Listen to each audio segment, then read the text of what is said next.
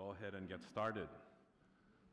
Hafide, Lesormamai, Faisho, good morning and welcome to the Commonwealth of the Northern Mariana Islands, the island of Saipan, to our brothers and sisters from the APIL member entities, Board of Directors, and your guests, to my colleagues in the legislature and other government officials, and of course to our sponsors and other organizations, and to the members of the community that are here.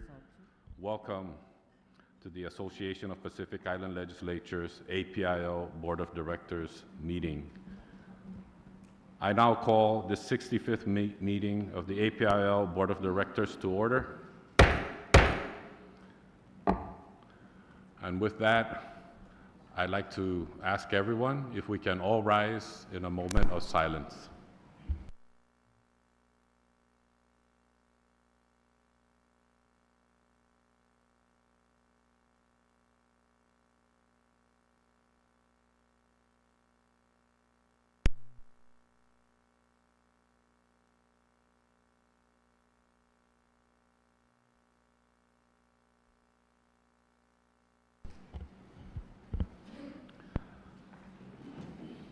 Thank you, everyone. I now recognize our APIL Secretary, the Honorable Senator Victor Bamag, for the roll call.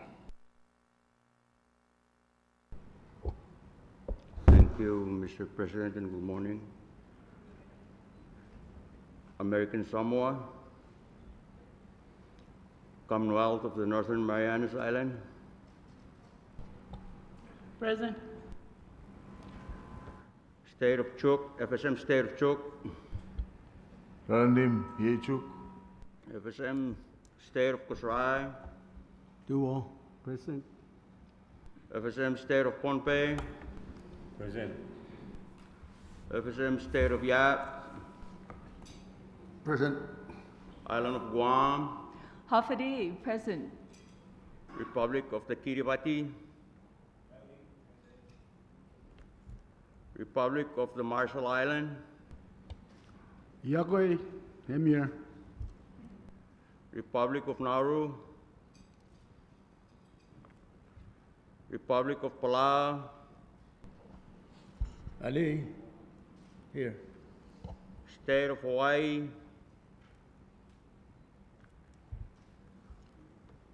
Mr. President, we have 9 entities present. I believe you have a quorum.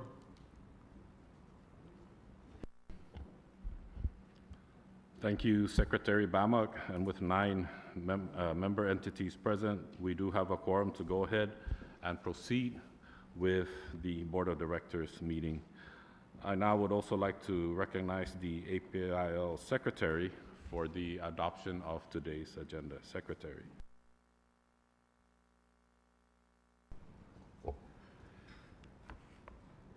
Thank you, Mr. President. I believe you all have the agenda. Is there any changes that needs to be made on the agenda before you this morning?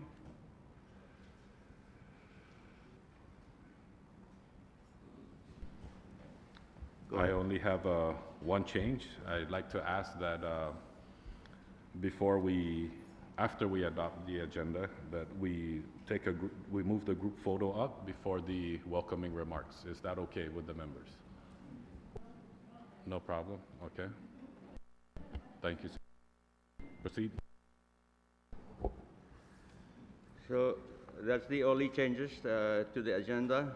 So motion to adopt the agenda for this morning. Second. Thank you, Mr. President. The agenda for this morning has been seconded for Okay. adoption. And with the motion and the second, and no further discussions, all in favor to adopt today's agenda as amended, please say aye. All opposed, please say nay. The ayes have it. The agenda is hereby adopted. Thank you, colleagues. And with that, I'd like to take a quick recess for the group photo before the welcoming remarks. So please, we'd like to invite our MC and our official photographer, along with our partners in the media, to please coordinate this, would we like to have everybody behind here? Okay. Okay. And everyone?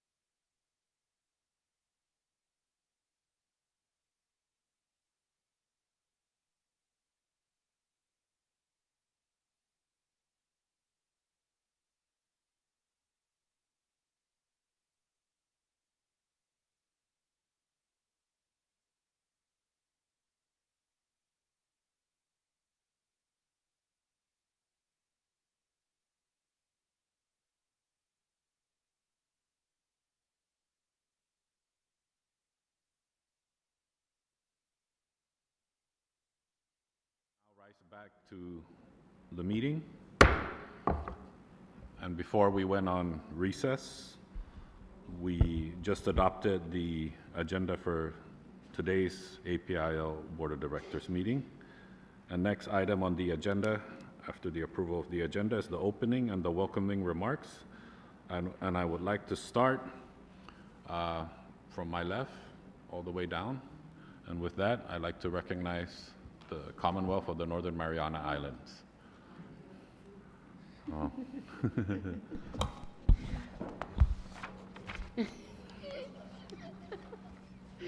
Gave you a heart attack. Okay, sorry.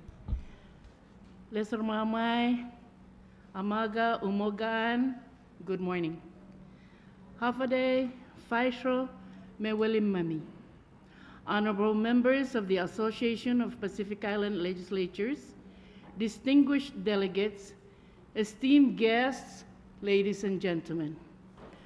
My utmost respect and tiro to all the descendants of the Chamorro chiefs, Balngalihami descendants of the Rafalosh chiefs of our 5 Ut, Falso, Luhal, Faltahu, Falmahut, and Falwell.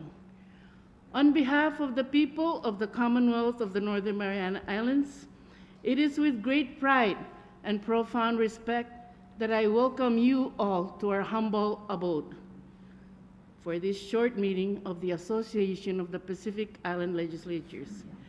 We are deeply honored to host this distinguished assembly of leaders who share a common purpose: to advance the interests and well-being of our Pacific communities. This year's theme, Economic Development, Strengthening Local Economies, Health and Welfare throughout the Blue Continent, reflects both our shared aspirations and our collective responsibilities. It reminds us that progress across the Pacific must be inclusive, sustainable, and grounded in the unique strengths of our islands, our people, our cultures, and our natural resources. As we convene in the spirit of partnership, may our deliberations and resolutions over the coming days guide us toward greater economic resilience, improved health outcomes, and stronger social welfare systems for all Pacific Islanders. Let us reaffirm our unity as stewards of the Blue Continent, working hand in hand to ensure a prosperous and sustainable future for generations to come. While you are here, I, along with my colleagues, invite you to experience the warmth, hospitality of our people, the beauty of our land, and the spirit of cooperation that defines our islands. It takes only 2 hours to drive around Saipan. Thank goodness for the paved roads. So we would like to extend your tour to our southern islands of Tinian and Rhoda. We have canoes to take you there, but in the interest of time, we do have small airplanes that can fly you there and back. Please support our inter-island airline services. And yes, always please contribute to our economy, according to Douglas, by treating all your local families and friends at many business establishments here. Once again, welcome to the CNMI. May this gathering be both productive and inspiring. Hiliso, atay hinehi ni hatihan. Thank you.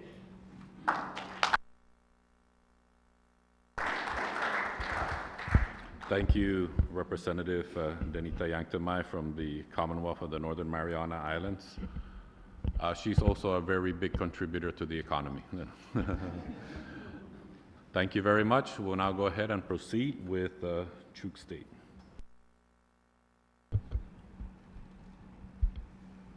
Kirisho Chabur, Honorable President Edmund Philacomes, let me begin by conveying my utmost respect to the Honorable David M. Apatang, Governor of CNMI, the Honorable Dennis C. Mendiola, Lieutenant Governor of CNMI, the Honorable Alexander C. Castro, Chief Justice, and all Honorable Justices of CNMI. My respect to the Honorable Carl King Neighbors, President of the Senate, and to all honorable members of the Senate of the Commonwealth of the Northern Mariana Legislature. My respect to you, Honorable Edmund S. Philacomes, Speaker of the House of Representatives, and also our APIL President. And my respect to all honorable members of the House of the CNMI Legislature. My respect to the traditional leaders, community leaders, and the youth and religious leaders of this humble and beautiful land. I further extend my respect to the APIL presiding officers, APIL directors, delegates, distinguished guests, and staff from each respective APIL member states. A warm greetings from the islands of Chuk, Aidiro, Paraifairo, Wawi Vedisin, Hafadei, Tiro, greetings to you all, and Raranim. It brings me great pleasure and a distinct honor to continue representing the House of Representatives of the 18th Chuk State Legislature on this APIL Board of Directors, and to represent our Chuk delegation in giving these opening remarks to this esteemed body. On behalf of the Chuk State delegation, I convey our deepest gratitude and sincere appreciation to the leadership and the people of the Commonwealth of the Mariana Islands for welcoming us to this beautiful land. Abenediki Sojabur for your incredibly warm welcome and gracious hospitality. For recording purposes, Mr. President, I am Representative Jesse Bedouin William, and my good colleague here on my left is the Honorable Senator Harris Ryan, Chairman Finance Committee. We represent the 18th Chuk State Legislature on this esteemed APIL Board of Directors. With us here, as part of the Chuk State delegation, are the Honorable Arno H. Corey, President of the Senate,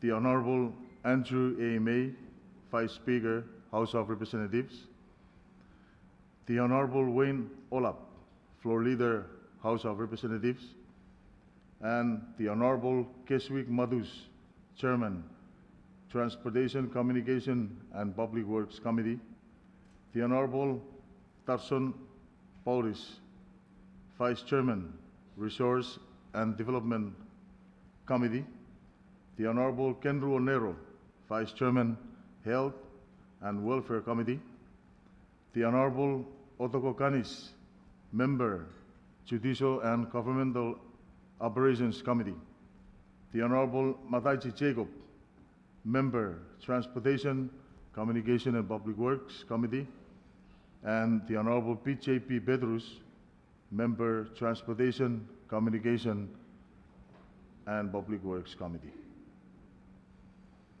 With our 5 staff, Mr. Douglas Marar, Chief of Staff, Ms. Merida Weda, Chief Clerk, House of Representatives, Ms. Beverly Billy, Staff Attorney, Mr. Paris Graham, Budget Director, Ms. Tipera, or Ms. Doreen Tipera, Secretary, Education Committee, House of Representatives, and also accompanying our delegation, my one and only lovely wife, Mrs. Cheney William.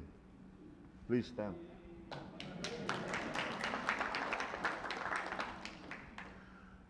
Mr. President, on behalf of the Chuk State delegation, I convey our gratitude and sincere appreciation to our gracious host for this APIL 65th Board of Directors meeting. Government of the Commonwealth of the Northern Mariana Islands, thank you for welcoming us to your beautiful island and for your gracious hospitality. It is my pleasure to once again represent the Chuk State Legislature on this esteemed body of regional policy makers. APIL is an important platform that allows us to come together, share about the challenges that we face as individual states and as a region. It is a platform that allows us to work, to collaborate, and cooperate on efforts to address the challenges that we face as individual state and as a region. I have no doubt that the discussion that will take place during this board meeting will continue to be for the best interests of our region and will further enhance our collaborative efforts in developing our local communities individually and collectively. I look forward to a successful and fruitful board meeting. Situus Masi, Olomai, Fakulki Sojabur, and thank you all.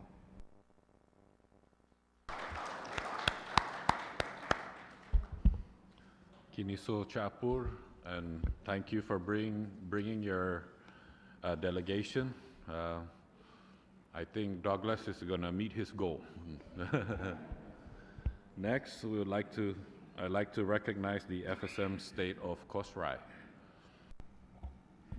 Thank you. Hello, Mr. President.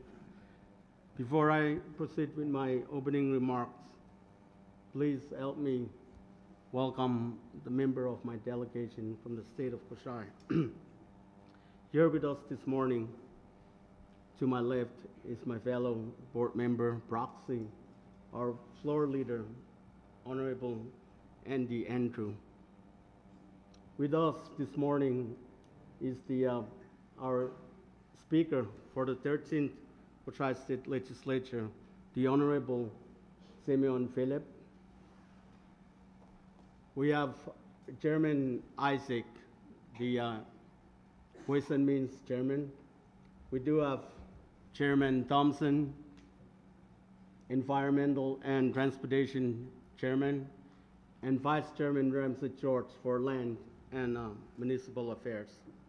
We also have 3 members of our staff, our Chief Clerk, Martha Tali, please. We have Journal Clerk, Kenye Wakuk, and Speaker Secretary, Kenye Kenneth. Thank you. Mr. President, honorable speakers, distinguished members of the Board of Directors, fellow delegates, friends. On behalf of the people and the legislature of the state of Kosrae, it is with deep humility and warm island respect that I extend our greetings and appreciation for this opportunity to gather once again under the spirit of unity that binds the Association of Pacific Island Legislature.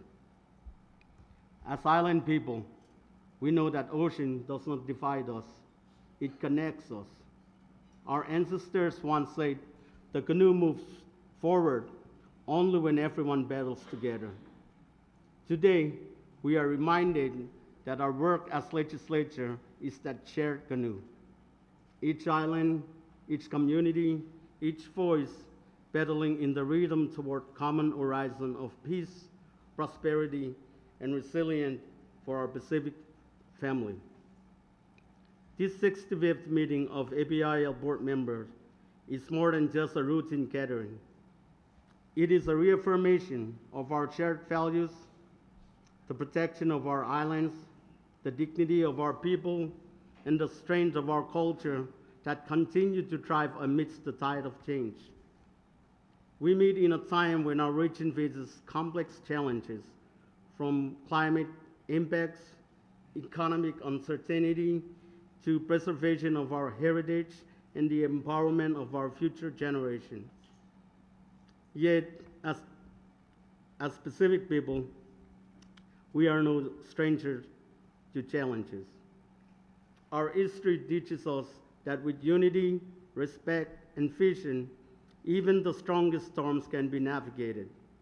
The wisdom of our elders continue to guide us. When the wind shifts, adjust your sail, not your destination.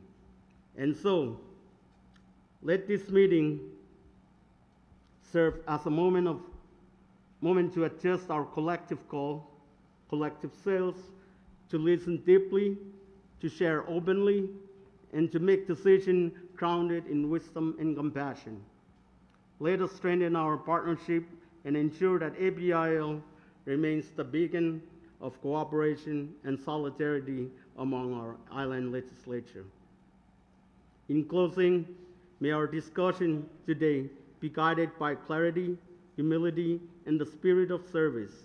May our hearts remain open and words carry the truth, and our hand continue to work for the betterment of our people across the Blue Pacific. Kulomalap, Mr. President, and thank you.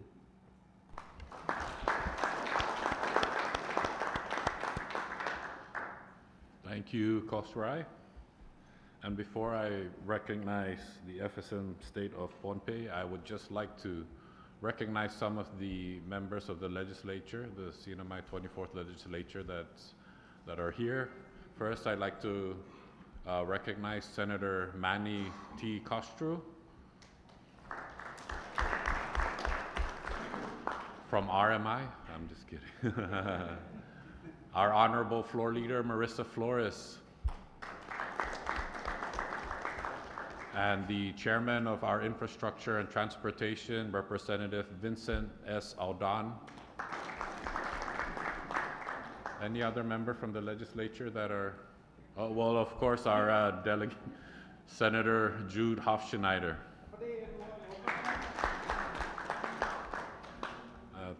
Thank you, colleagues. I know, Senator Jude, you're mandated to be here, so. All right, we'll go ahead and proceed, and I recognize the FSM State of Pohnpei. Thank you, Mr. President. Kasililia Michael.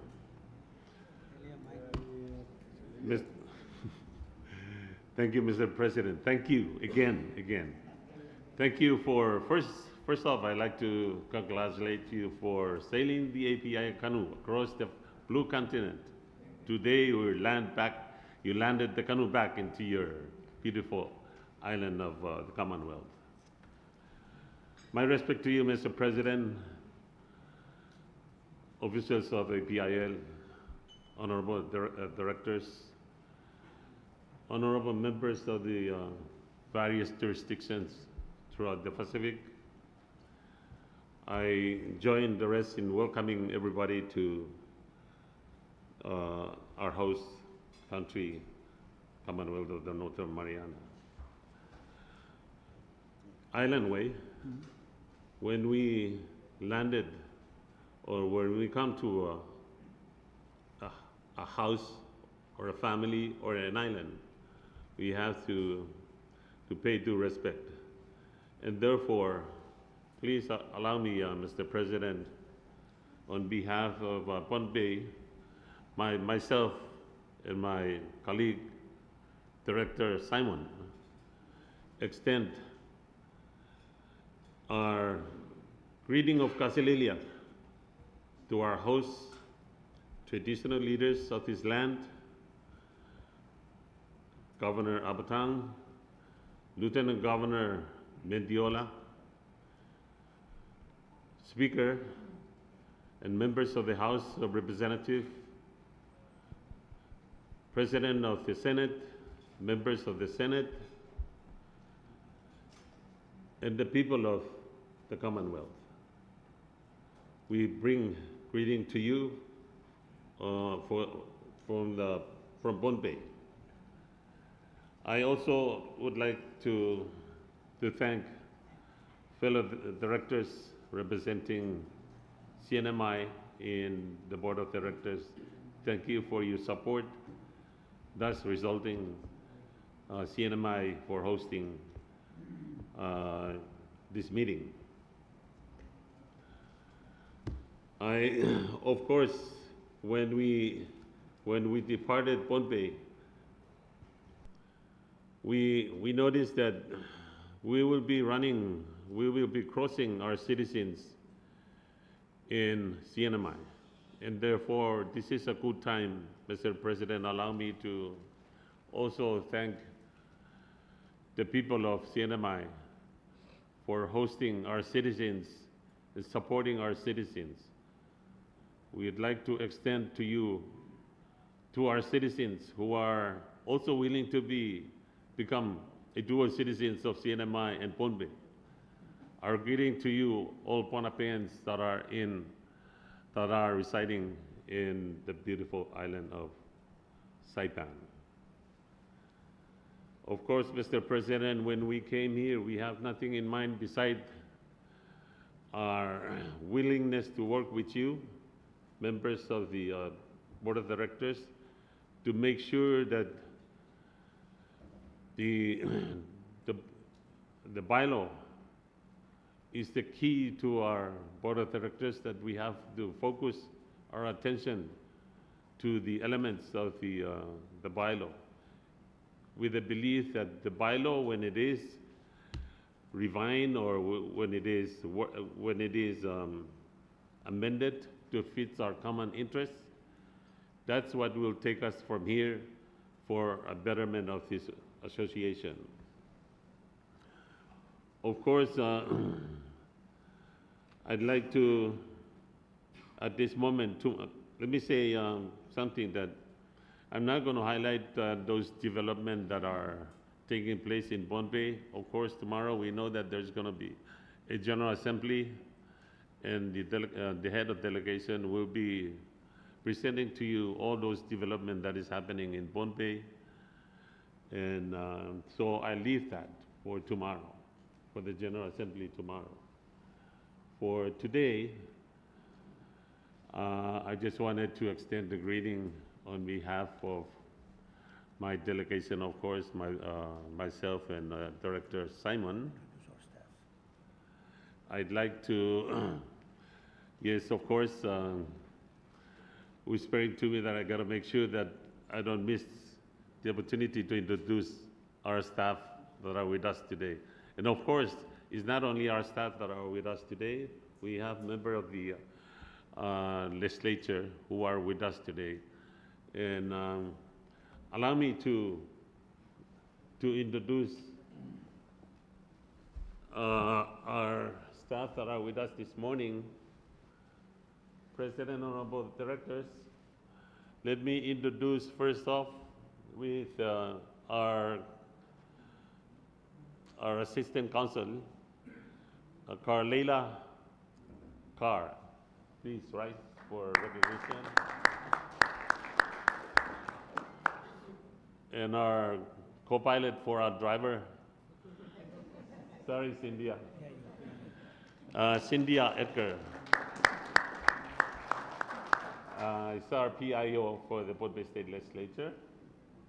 And of course, I know many of you know Tom Beckman, the APIL agent. I hope he's here. He's not here. He'll find a way to. But anyway, for myself, Mr. President, tomorrow we will introduce more of our delegation. So today I just wanted to take the chance to introduce those that are here this morning. For myself, let me introduce my fellow director, the Honorable Dionys Simon, which is and myself representing Pohnpei on the Board of Directors. So please recognize Dionys Simon, Senator Dionys Simon, that is sitting on my right.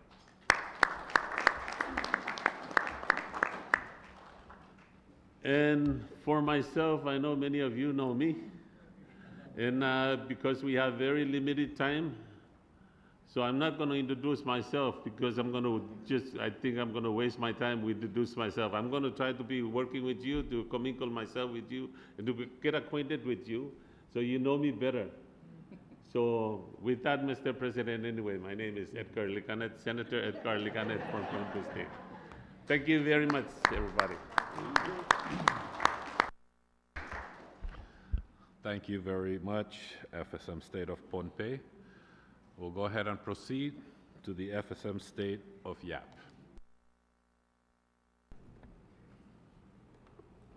Good morning, colleagues, friends, honored presenters and contributor to this 65th Board of Directors meeting.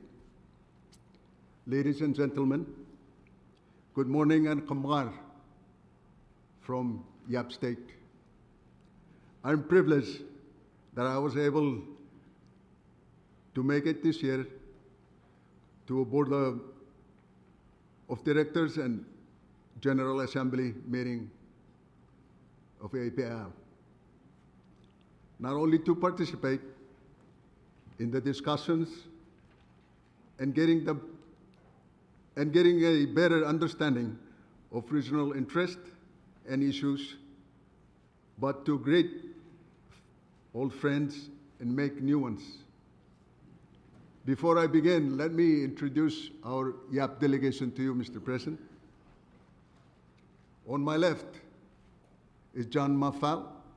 He's the chairman of Resources, Education, and Development. And back here, we have our chairman of Finance Committee, Mr. Honorable Pius Tilmesing. And on this side, that's our chief clerk. Dee, you all probably know her. She's been attending a lot of APIL meetings. We also bring with us our assistant chief clerk, so he could meet some of you and be able to understand how this APIL moving forward. And we have Noel. That's Mr. Noel. And we also have our APIL Chairman Victor Bamo's wife, Tini, with us.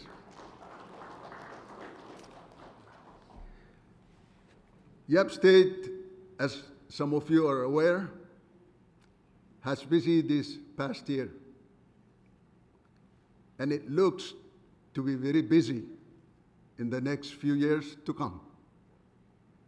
With a greater share of more funding from FSM National Revenue, we are making decisions on where to focus on using those funds. We have had wage increase in the public sector, hopefully triggering the same in the private sector. Economic development and sustainability have always been one of our important goals as a government, and we continue to explore different opportunities in trade, especially in our priority areas of agriculture, fisheries, and tourism. We are looking into healthcare planning, including universal insurance coverage that would elevate costs for our Yap State residents and dependents. We are looking into benefiting from Yap State being chosen to host U.S. military defense site and solving the issues that comes from the decision. In that midst of having to make decisions for our people, we have had tremendous losses of our current and former state leaders in the short time. And those esteemed and distinguished individuals had the knowledge, experience, and wisdom to help and continue to making such decisions with us.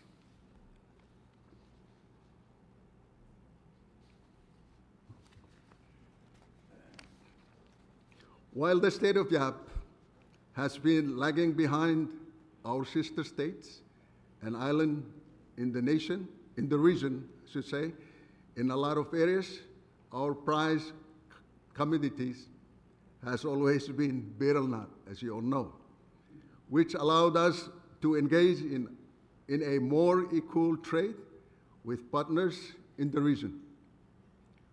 We see the theme for this year's APIL General Assembly meetings as economic development, strengthening local economies, health, and welfare throughout the Blue Continent. We are hopeful that we can, in these and other regional meetings, continue to ease the issues associated with the betel nut trade, for example, and also explore other feasible trade commodities. We are happy to report to our friends and neighbors that the defense site preparation in Yap have now started. We are still experiencing issues with land, environment, and legal agreements. But I believe we are looking on trying to get those sorted out. And if I can take this opportunity to ask for your assistance from our sister islands who have already gone through the experience to help us figure out what pitfalls we need to avoid and possible benefits we can negotiate. While it is not applicable to some of our states, it may help if they are part of the discussion going forward. Should similar events happen in their area, I look forward to more specific and interesting dialogue in more formal setting. I am aware that health coverage has been one of the many areas that APIL have previously worked on. I hope that in the coming General Assembly, we can work on seriously reviving this effort to get health care in Micronesia to be universal and affordable. Ladies and gentlemen, I don't like to talk too much. I rather chew a lot and take up too much on your time. But I would like to conclude with my personal appreciation to a contribution and participation of our elders. And I am a firm believer if we can connect the past to the present, we may see a better future. The Honorable Diego Benavente. Please give him a round of applause. And he's with us this morning. He has been inspirational and distinguished political figure and a team statement. In watching his interview, I cannot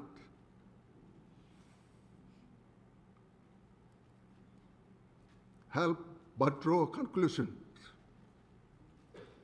And forgive me if I got everything wrong or I end up offending, as I do not mean to do so. In hearing his life story of starting out as a family man in a business and working to make life better through a simple paving of roads, we can identify as other local representatives from our respective constituency.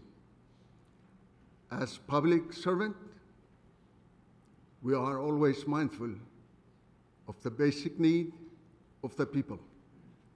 And Mr. Benavente has had that confidence of his people that he can contribute and help his community. As an APIL participant, he drew from his experience and the experience of his colleagues and the APIL on how regional cooperation should be conducted. I am further appreciative and inspired by his stand of quality versus quantity in making very personal and pertinent decisions of this stage of his life. And I believe we can all learn from his experience, especially his advice, and I am interpreting this my way, that we should work for our people and not for the re-election. I conclude today with a simple command to Mr. Benavente, and I simply thank you, everyone.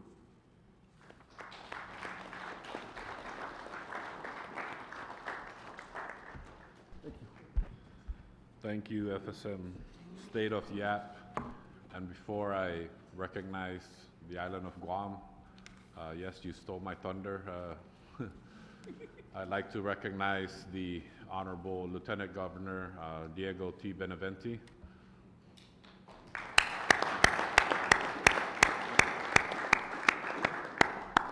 Thank you, sir, for your presence and for agreeing to be a part of today's Board of Directors meeting. We all look forward to your presentation later this afternoon. So once again, Undankluna Sidus Masi. I also like to recognize our Board of Education Chairman, Kodep Ogomoro Oladong, please. I know he's not a stranger to the APIL, so I also like to recognize our Chairman of Health and Welfare in the House of Representatives, Representative Malcolm Omar. Thank you, Bill. Thank you, Bill. Meeting today's Corridor. Earlier, I was hoping he would stay a little longer, but I also like to recognize Senator Frank Cruz, who was here earlier.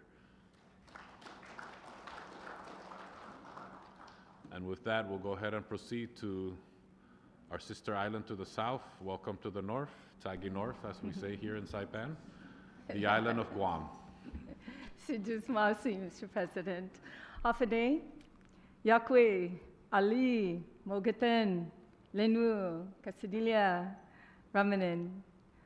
Hafade, my name is Telo Taitigui, Senator of the 38th Guam Legislature and Chairwoman of the Legislative Committee on Regional Affairs, Economic Investment, Military Buildup, Technology, Regulatory Affairs, Justice, Election, and Retirement. And it is an honor to take a break from all that and come here, but and a privilege. It is such a great privilege to be a member of the APIL Board of Directors. And please, at this time, allow me and help me recognize Guam's other APIL director, Senator and former Speaker Therese Turlahi, Chairman of Committee on Justice, Vice Chair.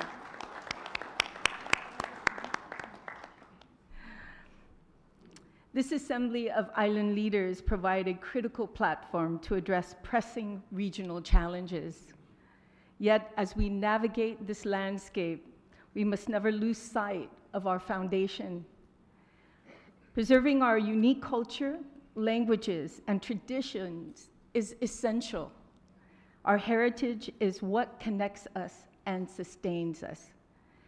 I eagerly anticipate collaborating closely with each of you to listen to your insights, leverage your experience, and amplify the voices of the Pacific Island people. And at this time, I'm a person with short, comments, so I hope you appreciate that. But I'd also like to take a moment before I end to thank the island of CNMI for hosting this year's APIL meeting and for their amazing hospitality and, of course, enjoying this beautiful island of CNMI.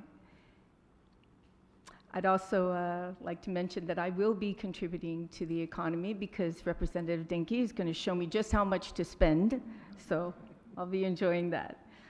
And lastly, let's not forget, I'd also like to recognize those who helped organize this important event. Adonkalutsi Dusmasi for all your hard work in making us feel so welcomed as your island brothers and sisters gather together for a united Pacific. And at this time, I would like to, if you don't mind, Mr. President, like to recognize your staff in the API to please stand up and be recognized.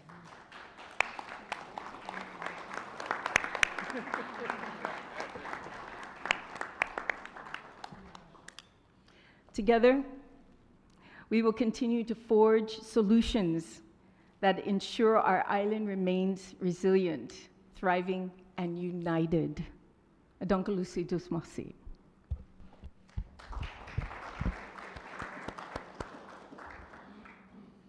Thank you, Senators from our sister island of Guam.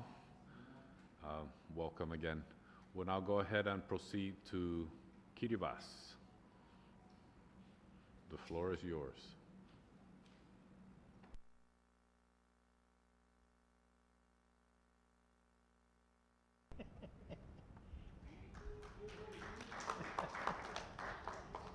Thank you so much, Mr. President, for giving Kiribati the floor. Korapa, in Kiribati. Thank you so much. Well, I'll be very brief, my brothers and sisters of the APIL. I just want to convey gracious and warm greetings from our Micronesian Beauty 2025. A warm welcome to all of you and a gracious greetings. On behalf of the Parliament, my colleague here is Honorable Pirimaka Takanen. Is going to present a very brief remark as well. Our officer at the back is also part of our delegation. Thank you very much, and Kambasinda. Thank you, Kiribati.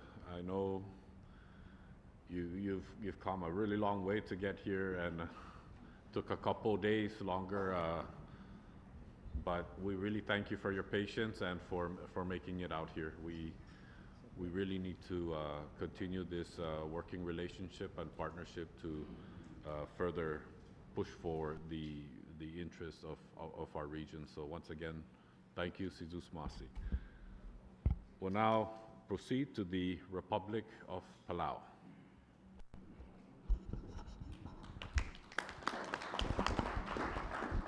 Yeah, thank you, Mr. President. I have my counterpart, Delegate Neiso Lablay. He used to live in Saipan, so I'm going to ask him to deliver our welcoming remarks. It's not the welcoming remark, it's the welcome back remark. Okay. So, Ali.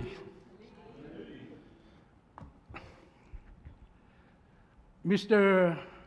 President of the APIL, Honorable Edmund S. Pila Gomez, Speaker of the Commonwealth Legislature, and all honorable officers and all honorable colleagues, and everyone here and all from the Pacific.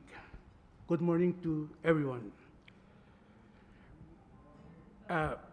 Mr. President, before I begin, I would like to give a big traditional thank you to Honorable Governor David M. Apatang and Lieutenant Governor Dennis M. Mendiola for graciously and being hosting the people of the Republic of Palau.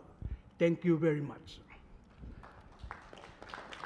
And the Republic of Palau wishes the Commonwealth the leaderships of a prosperous and a good more years to come. Mr. President, before I begin, I would like to introduce the Palauan delegation. To my left is Senate Floor Leader Ray Mayur, who is the chair of our delegation, and to my back is Senator N. Pedro. Can you please stand? And then Delegate Yutaka M. Gibbons.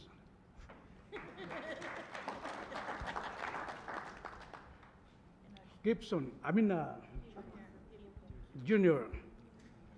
He's, sorry, I'm very sorry. He's the son of the traditional leader of Palau, Hai Chivi Budu. We're very happy he's with us. Sorry, colleague. And also with us is a Chief Clerk of the House, Leilani Senior, and Beverly, and Daphne, both from the House and the Senate. And of course, Floor Leader Marisa Torres, my beautiful and pretty wife, Margaret Quinto, who is your first cousin, yeah, is with us. Thank you. And now, I begin our presentation. Mr. President, on behalf of the Palauan delegation, we bring you warm greetings and a sincere appreciation for this opportunity to gather once again. As members of the Association of Pacific Island Legislature, we especially thank the Commonwealth of the Northern Mariana Islands for the hospitality in hosting the 65th Board of Directors and 42nd General Assembly providing a welcoming space to meet, share, and learn from one another.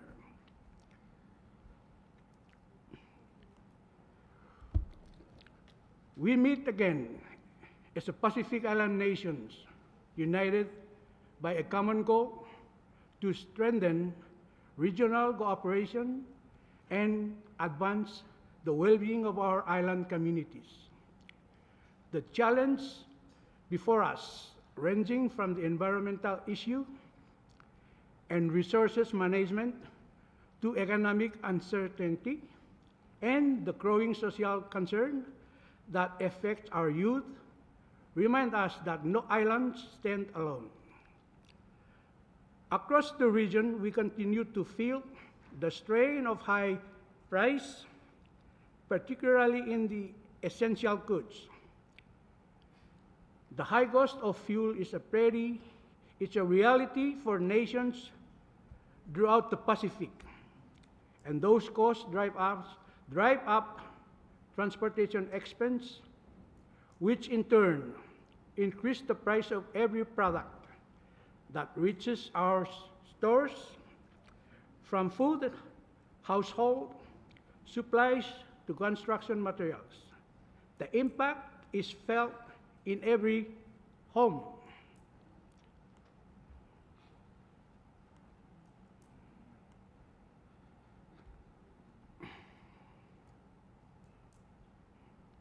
Because our economy relies heavily on imported goods, this rising cost ripple through every sector, raising the overall cost of living and placing pressures of families, small businesses, and government budget alike. The price of fuel affects not only how we move goods and people, but also we generate electricity, fish, farm, sustain local livelihood.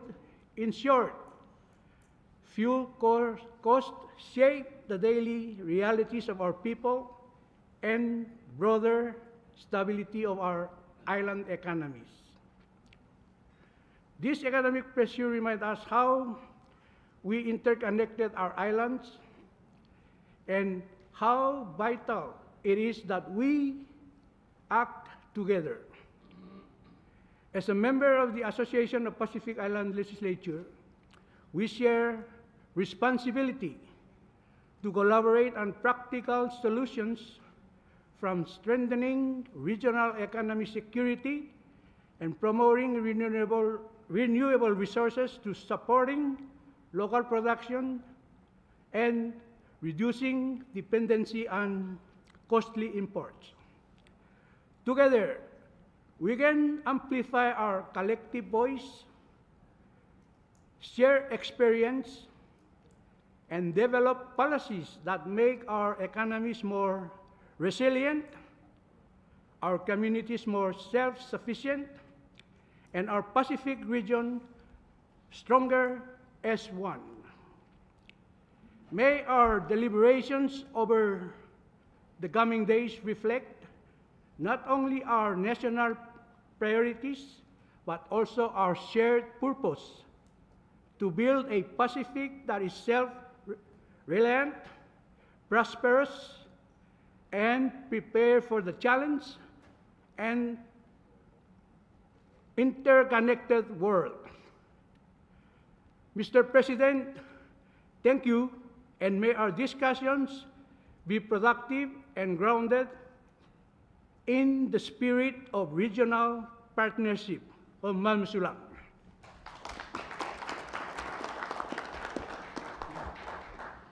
Thank you very much, Palau.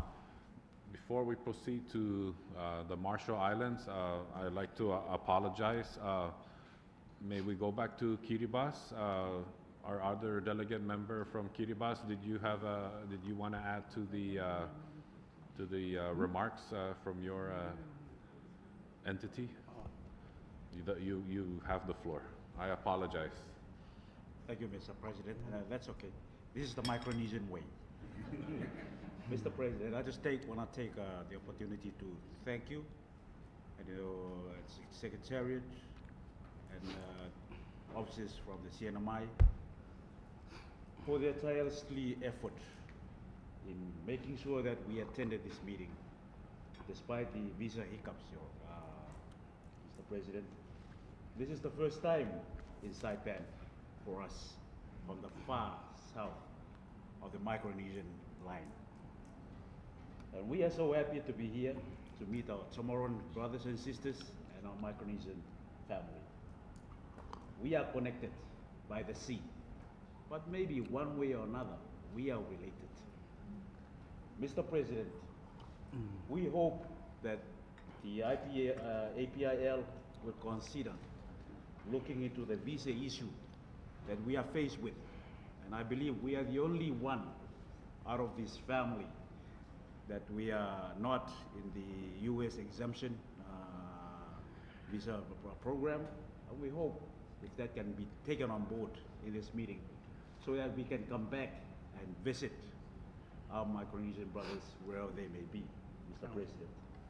Before I conclude my remarks, Mr. President, I would like to pay our respect to the chief and landowners of this beautiful island, Sienamai, for welcoming us to their beautiful shores. We will sure enjoy ourselves, and we look forward to the 3 days we'll be here helping the economy of Sienamai. Thank you, Mr. President. Thank you very much. We'll now go ahead and proceed to the Republic of the Marshall Islands. The floor is yours.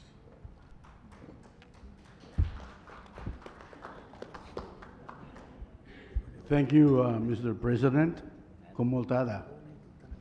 So, most of what I wanted to say have been said by our esteemed and experienced, knowledgeable colleagues. So I'll make up as I come along.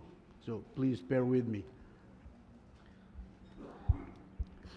Honorable Speaker Edmund Villacomas, President of the Association of the Pacific Island Legislatures, distinguished directors, delegates, and members of APIL, ladies and gentlemen. It is a great honor to extend warm greetings from the Parliament and people of the Republic of the Marshall Islands to this distinguished gathering of APIL directors. On behalf of RMI delegation, I wish to express our sincere appreciation to the Honorable Speaker Edmund S. Villacomas, Senate President Carl King Neighbors, the members of the CNMI legislature, Governor David M.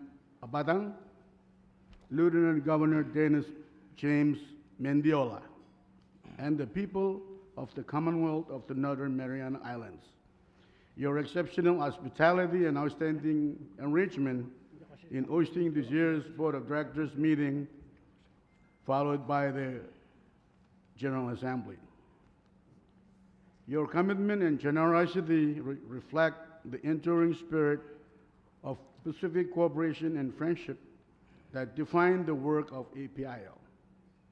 I also wish to acknowledge the dedication of the APIL leadership and secretariat, whose continued service has been instrumental in guiding the organization and advancing its mission. I am honored, Mr. President, to be joined by my esteemed colleagues, the Honorable Mr. Speaker Pranston S. Wase,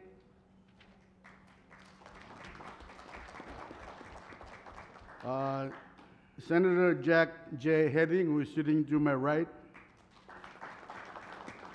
He is also the chairman of our Appropriation Committee, so quite a powerful man. Small but powerful. And Senator David Anidok, who is sitting, he just arrived this morning, so if he's grumpy, bear with him. But he's also a chairman for our Committee on Climate Change and Nuclear. He's a newly elected member of our legislature, but he's quite contributing and quite aggressive, I might say. and of course our legislative counselor, Mr. Joe Laman.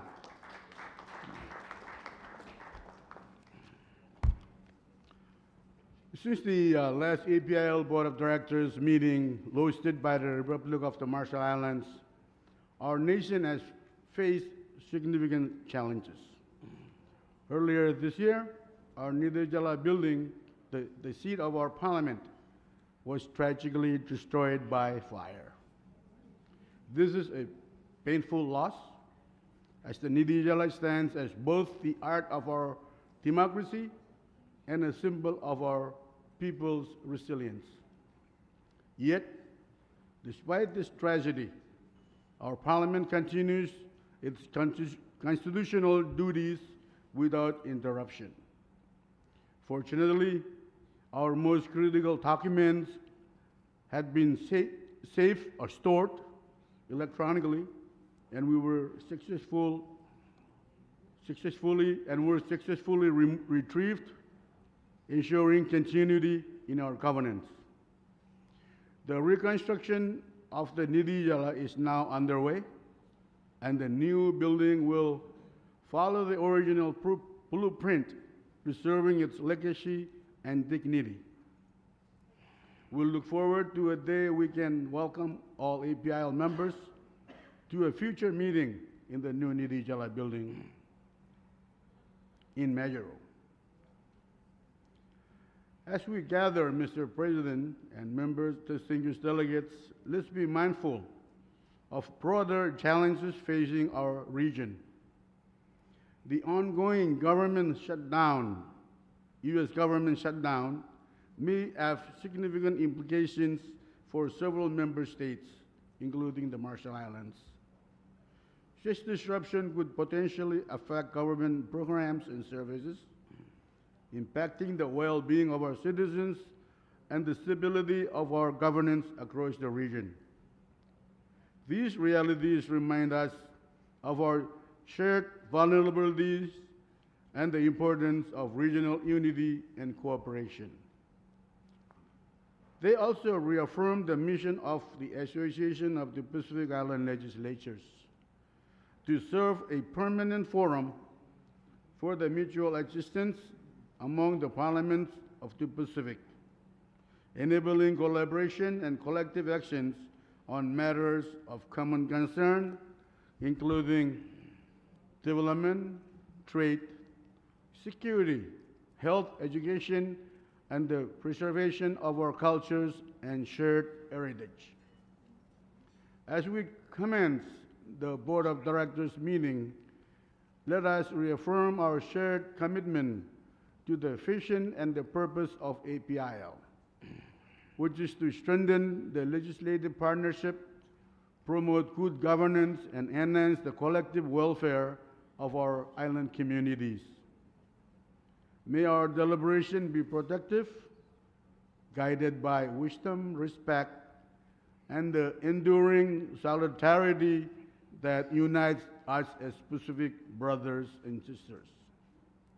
On behalf of the Republic of the Marshall Islands, I extend heartfelt gratitude once again to you, Mr. Honorable Speaker, and the APIL officers, the CNMI Legislature, Senate President Carl King, Governor David Mendiola Abadang, Lieutenant Governor Mendiola, and the people of the Commonwealth of the Northern Mariana Islands for your warmth, hospitality, and leadership in hosting us here in Saipan. May our discussions be fruitful, and may the spirit of unity and friendship within APIL continue to be strengthened for the benefit of all Pacific peoples. Komoltada. Thank you.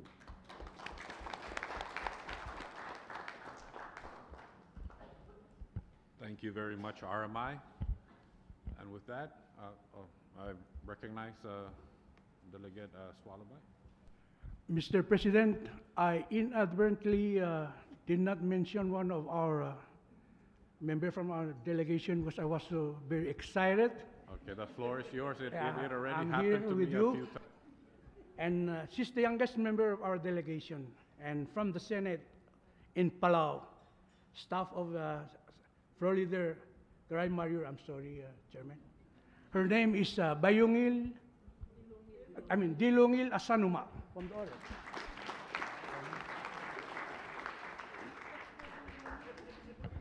That's okay. You know, it already happened to me since the beginning of this meeting, so, okay. So with that, thank you everyone for your welcoming remarks, and I would like to call for a recess, just to regroup, so quick recess.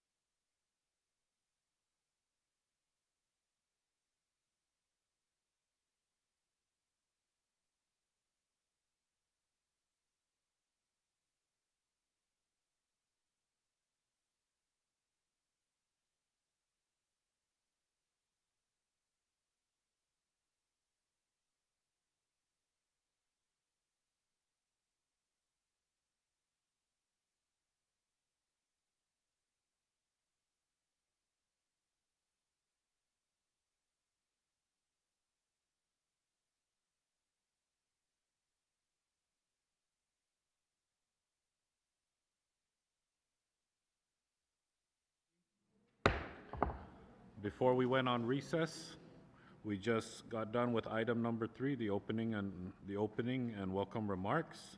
And as discussed during recess, because we are ahead of schedule, we'll go ahead and we'll move up item 5 to the agenda. And in that item of the agenda, I'd like to call up for an honorary speech the Honorable Diego Tenorio Beneventi, former Lieutenant Governor of the Commonwealth of the Northern Mariana Islands, former Speaker of the House, Honorary Consul of the Federated States of Micronesia to the CNMI, Director Emeritus of the PIDB Board of Directors, and former Director of the APIL. Fisherman, golfer, all of the above. Ladies and gentlemen, the Honorable Diego T. Beneventi.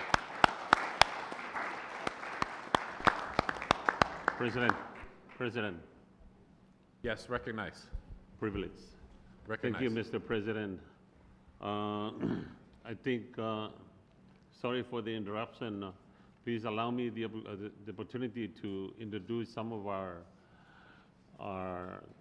delegates that are with us that I forgot to introduce this morning. Of course, they were not with us this morning. So I think I was the only one that had a short opening remarks this morning. So let me claim 1 second of that. Okay, proceed.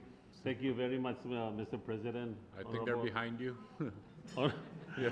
Honorable members, I'd like at this time to ask that we honor the presence of our Speaker, Marvin Yamaguchi, who's with us this morning. And the Honorable Senator Simina, who is the Chairman of Education Committee. Senator Leben, Honorable Danny Leben from Mogil, the Chairman of Committee on Public Works. Please recognize also. With that, thank you, Mr. President. Thank you very much. The floor is yours, Lieutenant Governor. Thank you, Mr. President, Speaker Member Gomez. Good morning. I want to begin in the traditional APIL greetings that I remembered when I served on the APIL Board of Directors before making my official statement. Ali, Mogithin, Rananim, Kasilelia, Lenwo, Yakwe, Maori, and Hafade Tiro to our family and friends from Guam and from here in the CNMI. Mr. President, and members of the Board of Directors of the Association of Pacific Islands Legislature, APIL members, distinguished guests, and friends. It is truly a privilege to gather once again beneath the banner of this association. Each time we meet, I'm reminded that our member states, which includes all of Micronesia and parts of the North Pacific, are part of a blue continent that should not be defined by distance, but by connection.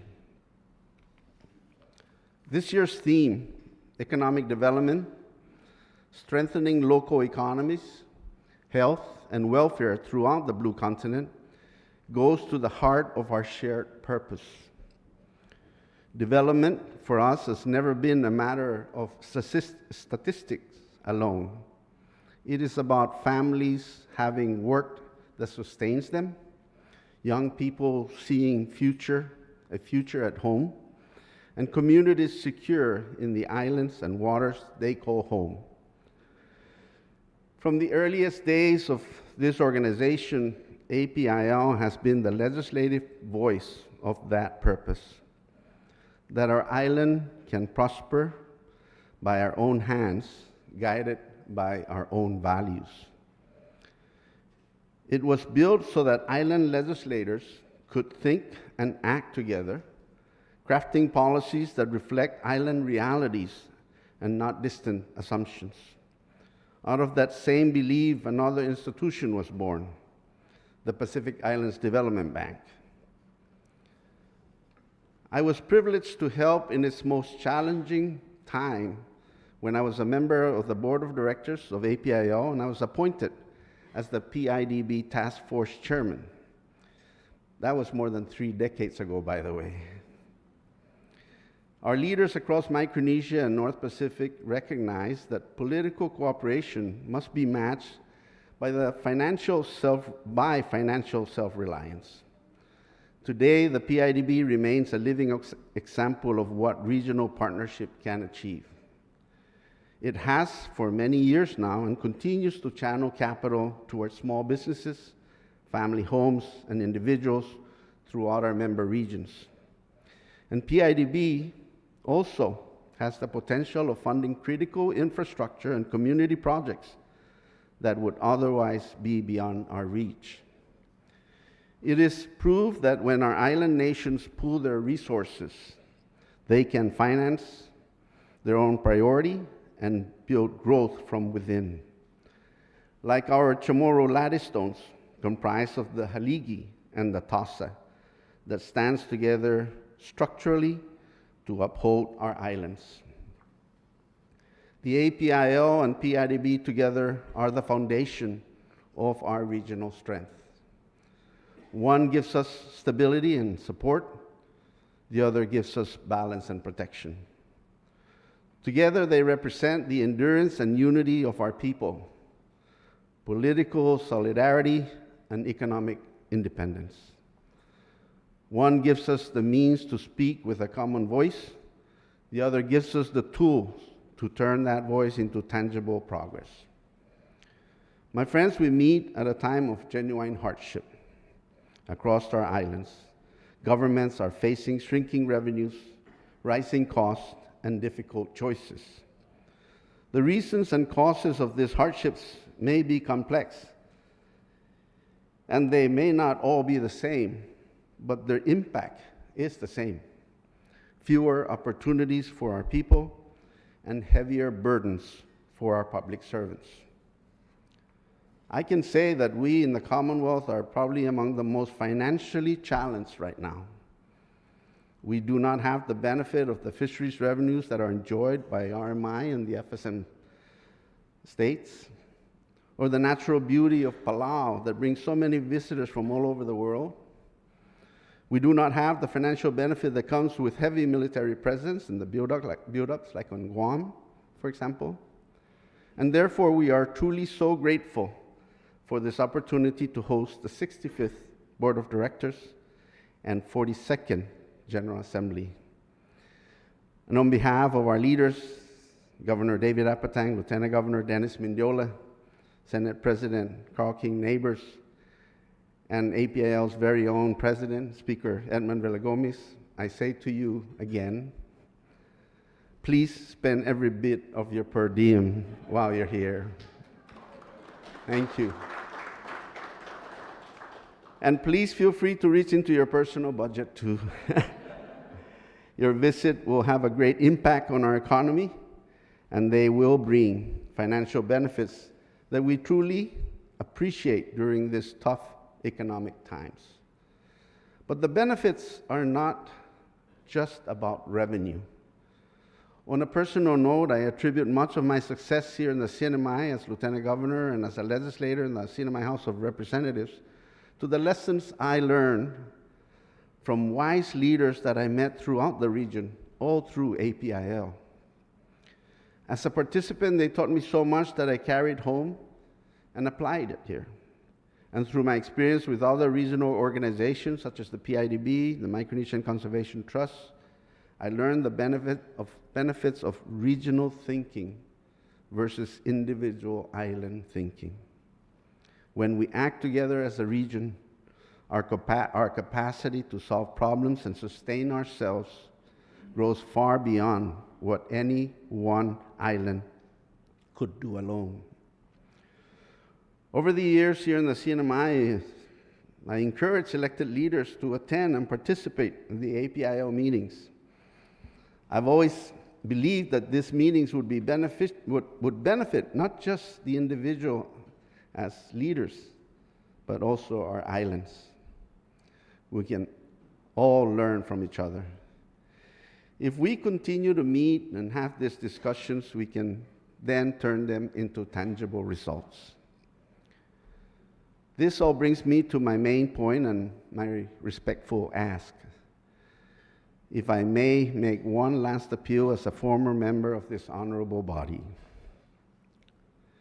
If we are to not just mitigate, but truly and meaningfully overcome this financial crisis through economic development, if we are to strengthen our respective local economies, improve health and welfare throughout the Blue Continent, it will require every one of us working together, everyone who can make a difference, whether in government, business, or community life. Recovery cannot come from competition or blame. It must come from the Plaza of cooperation and the Haligi of shared values. That is my ask to you today. Let us bring APIL and PIDB closer together again so that our legislative goals and financial tools move in the same direction. And above all, let's make sure that we plan, that every plan we agree on is backed by the means to make it real. At the same time, I ask that we as leaders look beyond personalities and politics. Institutions like APIL and PIDB endure only when each generation treats them as sacred trusts, bigger than any one of us. We must cultivate the next wave of island legislators, economists, and administrators who will carry this work forward long after our terms have ended. And finally, let us remind the world and ourselves that our member states across Micronesia and the North Pacific, we are capable of self-financing and self-governance through solidarity. Our strength has never been in our size, but in our unity. Like the Liga Tutor of the Rufalawash people, woven from countless small beads, each one different, yet bound together in beauty. Our islands too are strongest when united in purpose. When we share knowledge, align resources, and act with integrity, we prove that our island nations can manage their own development and protect their own destiny. My friends, these islands represented by APIL have given me a lifetime of purpose. Whatever title I have held, the greatest honor I have had has been to serve among the members of APIL, and I say that with all sincerity. As a matter of fact, during my years in the CNMI legislature, one of my biggest worries during each election year was not that I would lose my seat in the House of Representatives. It was that I would not have the opportunity to continue to participate in APIL meetings, and this is honestly very true. That's how much I enjoy meeting with friends, visiting the islands. The challenges before us are serious, but not insurmountable.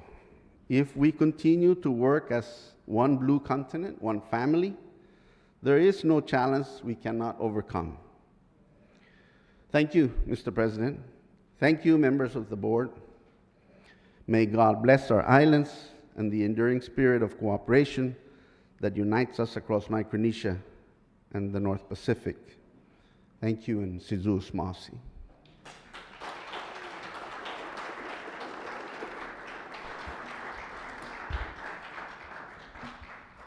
Thank you very much, Mr. Beneventi.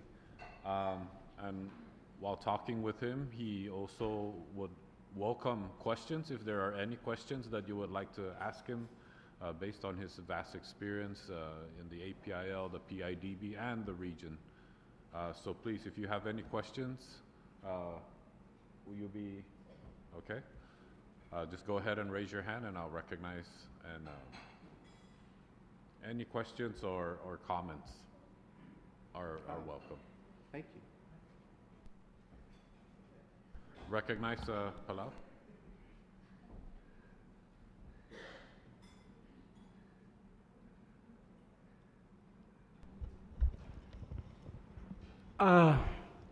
My governor, my lieutenant governor, Ali. thank you very much for your wise advice, and you're still the best. That's all I want to say. Thank you very much. On behalf of Palau. And Sulang, brother. Senator Ju. Thank you, Mr. President, and Par. Thank you for spending some time to share some of your insights and your desire. This is my third year or second year of being an APIO member, and I couldn't help but to say I want to thank you also. I believe you are one of the pioneers of setting this organization together, and your insights, your messages, and just your presence today really means a great deal to all of us.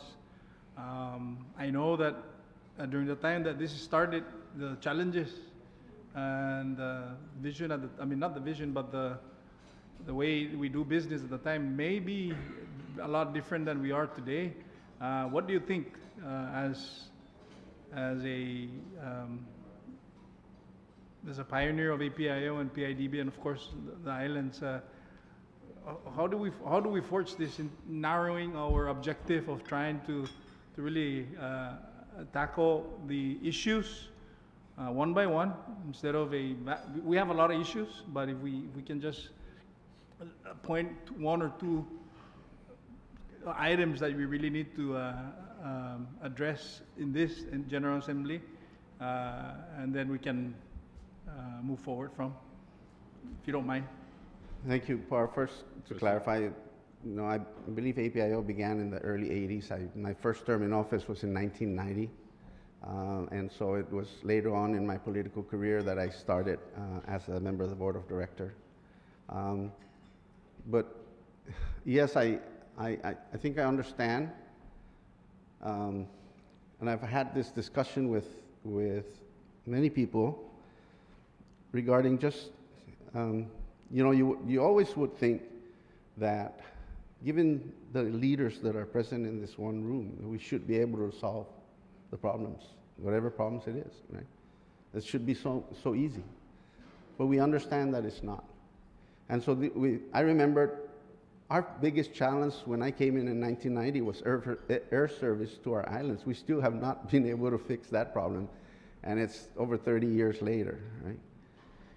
But I also remember that PIDB was, at one time, the Board of Governors actually met to dissolve the bank because the commitment from the APIL member entities that committed to the $1 million to the bank were not coming forward, and there was a big challenge, but we overcame it, and we got PIDB, so there's success there. The only thing I can really say, this is the most important thing for this body, is to be able to come together every year, whether there is an issue that we are faced with or not, because there will come a time, I believe, that it's going to take the entire Blue Continent. It's going to take the entire elected leaders of the region to go to resolve the challenge that we're going to be faced with. We do have our own individual, I guess, or member island entities challenges, but there'll be something that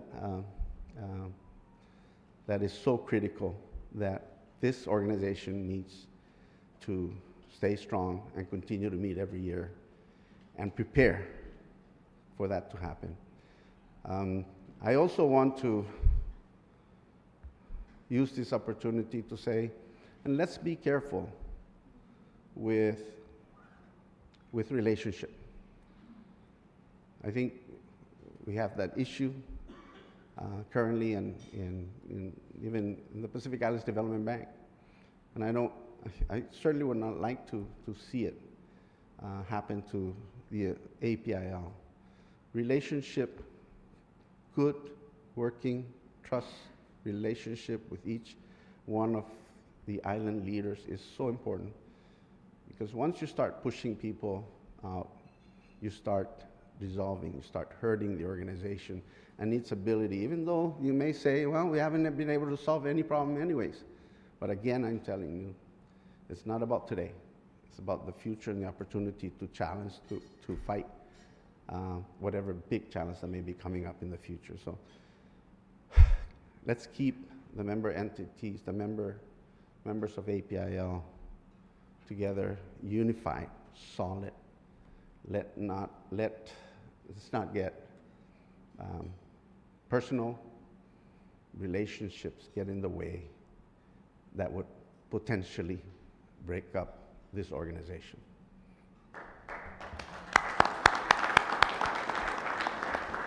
Thank you, Par. And I yield back, Mr. President. Thank you. Appreciate that. Thank you. Thank you, Senator Jude. The floor is open. Recognize Kiribati. Thank you, Mr. President.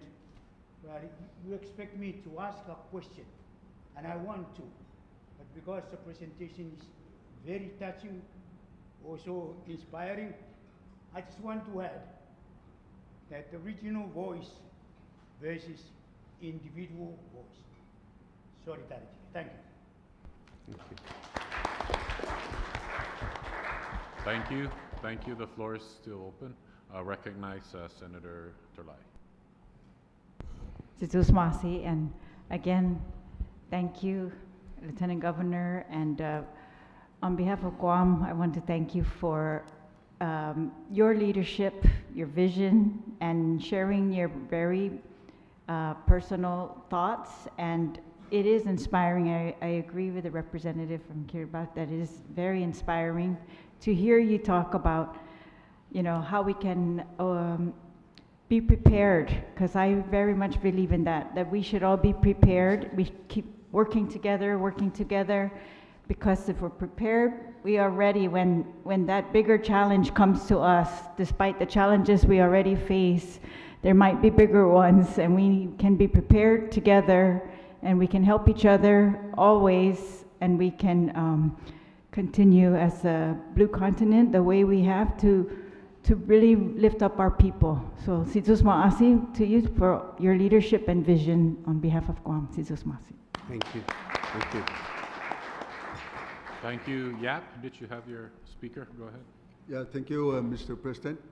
On behalf of YAP delegation, Honorable Diego Benavente, we want to thank you for your vision and, most importantly, your patience throughout these years, but you keep showing us how to be patient, moving things forward together. Thank you. Camarada. Pohnpei. Thank you very much, Mr. President. I also join the others in recognizing. Thank you very much, Lieutenant Governor.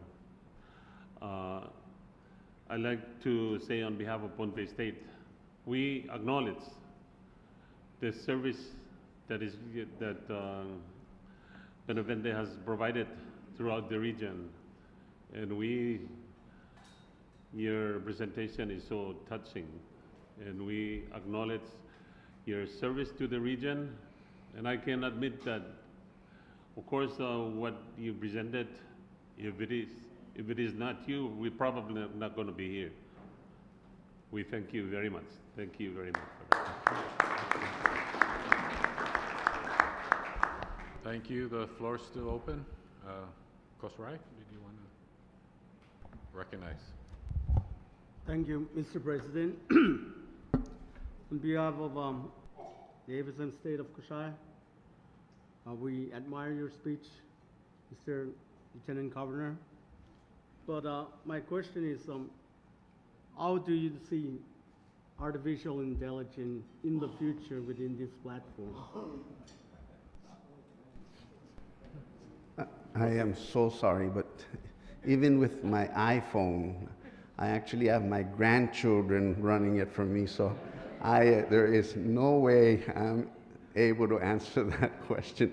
Although I understand from just watching and reading that it is starting to be a challenge, including job opportunities, I understand. And so that's just, I'm glad, I guess you brought that up, and maybe something that the region can start looking into and start preparing for whatever negative impact. I'm hearing there's a lot of positive impact, but maybe a negative impact. But I really am in no position to advise with regards to high technology matters. Thank you, Cosroy. Yeah. The floor is still open. Yes. Good. I recognize Yap again. Congrats, Mr. President, and I don't want to have to seem like we're double dipping by having, but anyway, I just wanted to say something because I happen to know the Lieutenant Governor from previous times. I was privileged to come up here for the FSM Independence Day of last year, and we had some time to chat. And I think this is the best forum for this, since our theme for this year is, for this time at least, is economic cooperation and development. And I remember when I was dressed in my local attire at the beach to give a presentation on behalf of YAP.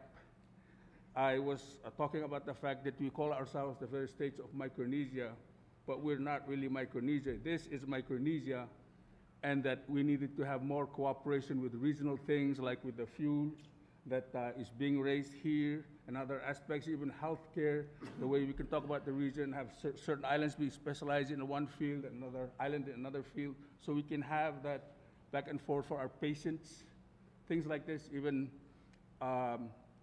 with Guam, last time we introduced something on the VA, the vets, that we would like to have some kind of regional center for our people.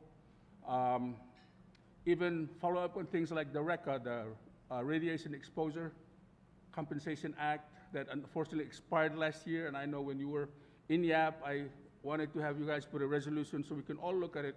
It's not just RMI, we're also downwind, the rest of the FSM, Micronesia.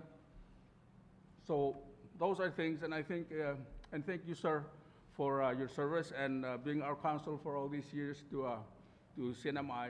Just wanted to go along with everybody else and express gratitude. Thank you, Mr. President. Kamagar.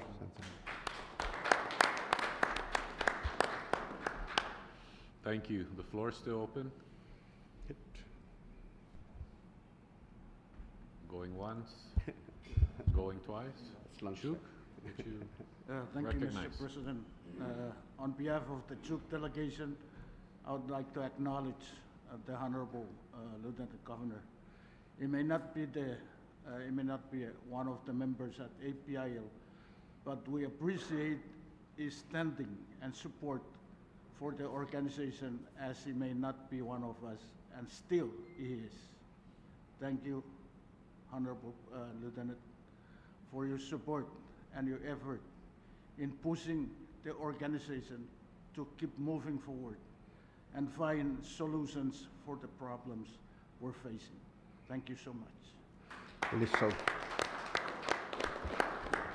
RMI.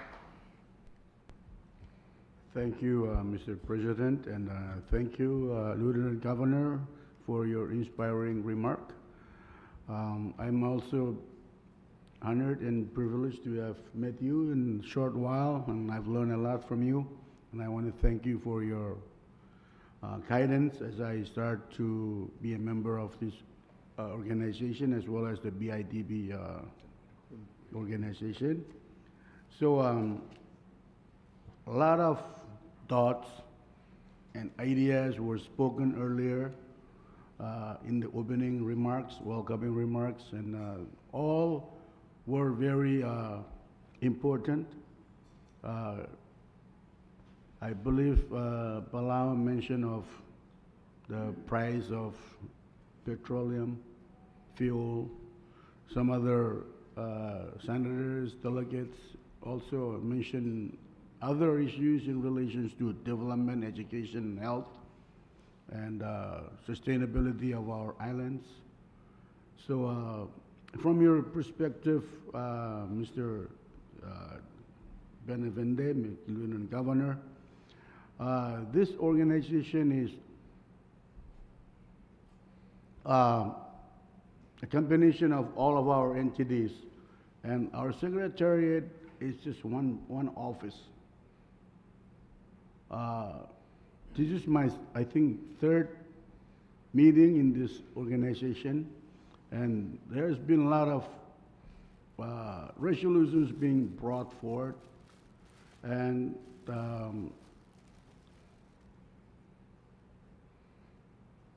the office, the secretariat is just one person. I believe we need to strengthen, because we come here and we pass a resolution and there are little activities. Correct me if I'm mistaken, if there are no. There is little activity on many of our resolutions. Some of them have been accent on. And I don't mean to say the office is not doing its part, but because structurally it is unable. That's the way I look at it. And no offense to you, Mr. Walbacker, but I think that we need to strengthen our office if we really want to push our action items in this as an organization. So I would like your thoughts on how we do this. Thank you. Thank you, my friend. And first of all, I retired from politics 15 years ago. It was the last time that I actually, I think, attended the APIL Board of Directors. So I've not been in office to even attempt to respond to that. You as individual members of the Board of Directors, dealing with the team, whether it's the Central Secretariat's office in Guam or with the officers, I'm going to have to respectfully decline from even offering a position on it, as I feel that I am not I do not have the capability of issuing my own personal opinion. Thank you. Was that everybody? I think so. Anybody want to go for a second round? Okay, with nothing further, once again, Undalkluna Sizus Masi and Kiriso, Lieutenant Governor Diego T. Benavente.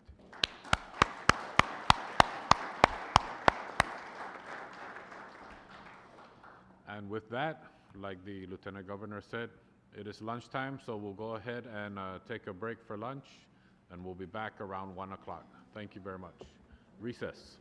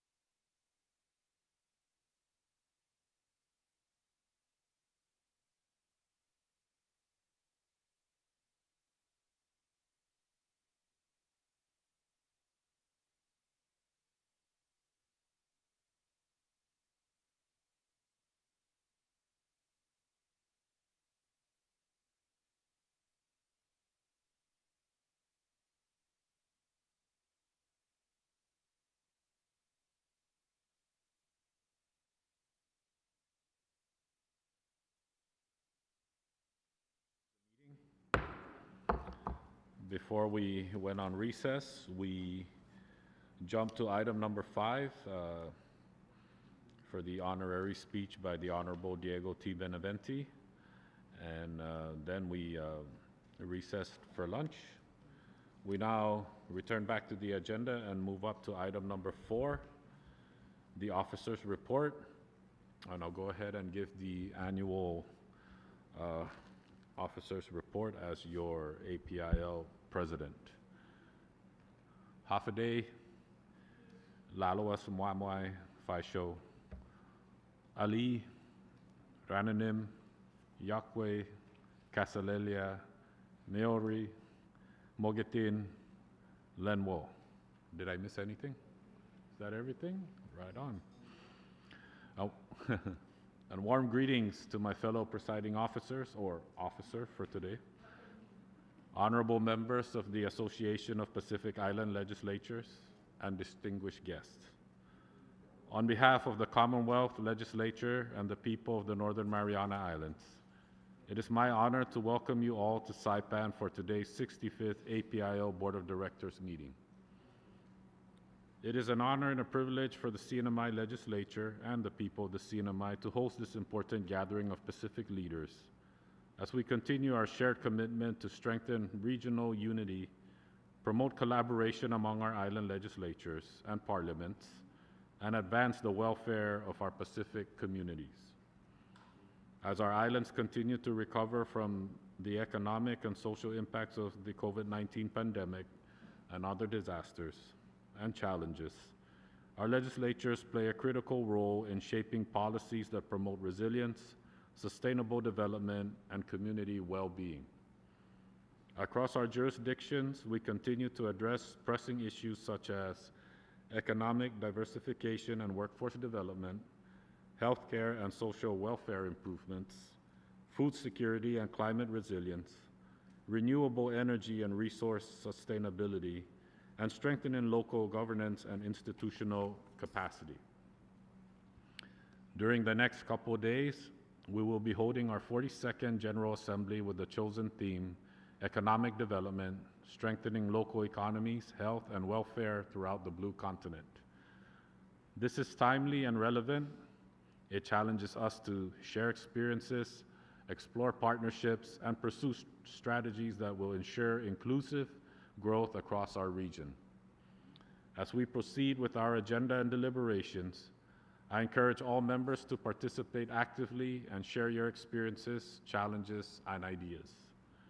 During tomorrow's opening for the APIL General Assembly, we look forward to hearing from each of you as you present your country reports.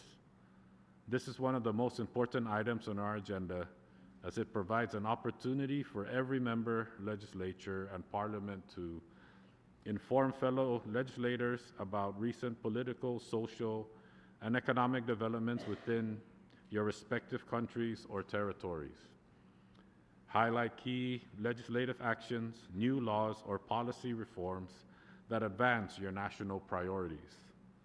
Share challenges and opportunities that may benefit from regional cooperation and collective solutions, and promote dialogue and strengthen solidarity among member legislatures and parliaments through the exchange of experiences and perspectives. The conversations and insights we share over the next few days will help foster a deeper understanding of our shared goals and aspirations. Together, we can transform these discussions into meaningful actions, creating a stronger and more united APIL. Together, we affirm APIL's role as the united voice of Pacific Island legislatures, working collectively to promote peace, progress, and partnership throughout our Blue Continent. During the APIL 64th board meeting in Majuro, RMI, this body created an ad hoc committee to review and propose changes or amendments to the APIL bylaws to help strengthen and streamline this organization, and I commend the APIL Ad Hoc Committee on Bylaws, chaired by Senator Jude Hofschneider, and the members of the committee for their work and how they propose ideas to streamlining and improving the foundation of our organization. We have received a formal letter from our APIL Vice President, Honorable Tinian Reher, informing us of his decision to resign from his post. It is indeed unfortunate that his tenure was brief. Nevertheless, we express our sincere appreciation for his service and contributions during his time as Vice President. In accordance with the APIL bylaws, the vacancy shall be filled by one of the two board members representing the Parliament of the Republic of Kiribati. This matter will be brought before the General Assembly for formal action and voting to elect his replacement. I also wanted to share that the APIL Central Secretariat also received a communication from the Chief Clerk of the Kiribati Parliament expressing the Parliament's support for the current Servant Director, Honorable Tebuai Uai, to assume this important position as APIL Vice President.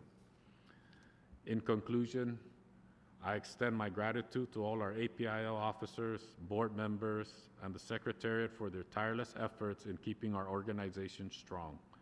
Special thanks to our host committees here in the CNMI on the island of Saipan, our government partners, and local sponsors for making this event possible. I also recognize the contributions of our development partners and friends from within and beyond the Pacific who continue to support APIL's mission to advance legislative collaboration for the prosperity of our island peoples. I would like to thank the people of the island of Saipan and the CNMI for your warm welcome and gracious hospitality in receiving our delegates and the APIL canoe to our shores this week. Welcome once again to Saipan and the CNMI, Mesulang, Kalangan, Kinisor Chapur, Kamagar, Kulo Malalap, Komortata, Korabwa, Sizus Masi, Mekilisotuma. Thank you.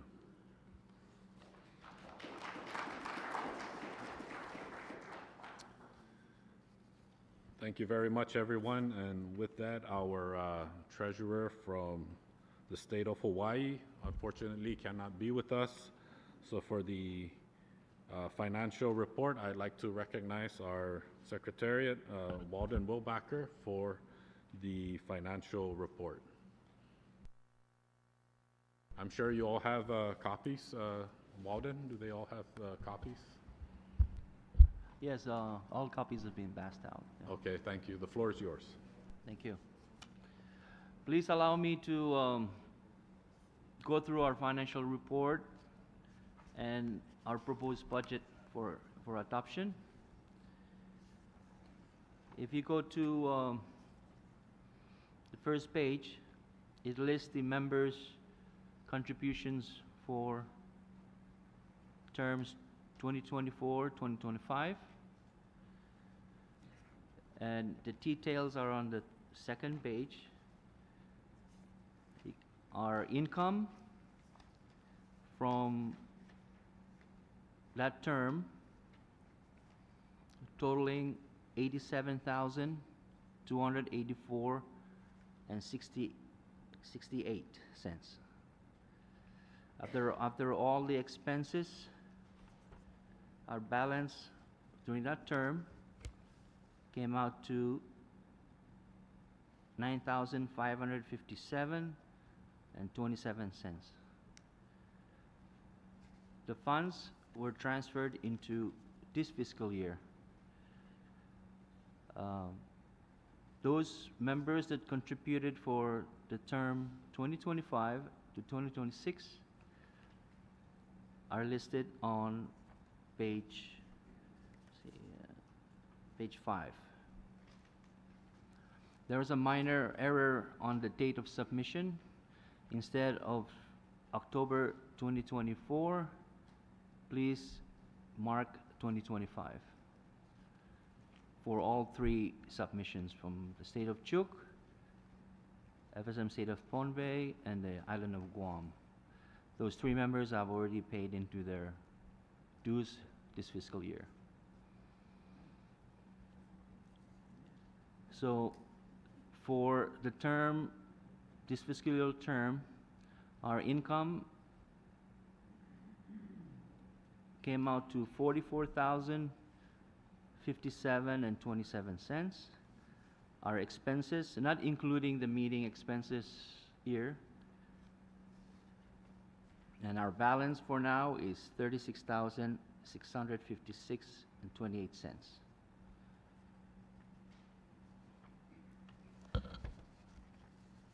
The last page is put forward the proposed budget for your adoption. These are the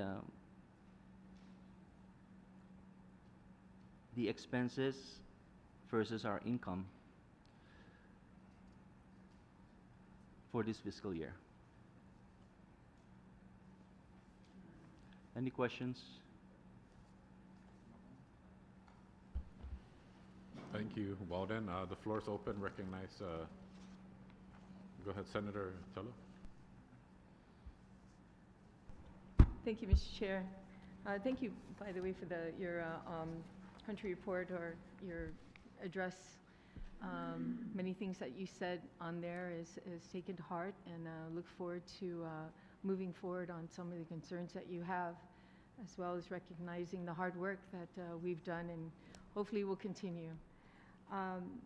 For the financial report that was provided for us, I don't know if this is the arena to do so, but you know, we did indicate in the bylaws to have an audit report to give a clean look or of what is being actually spent upon, you know, itemizing.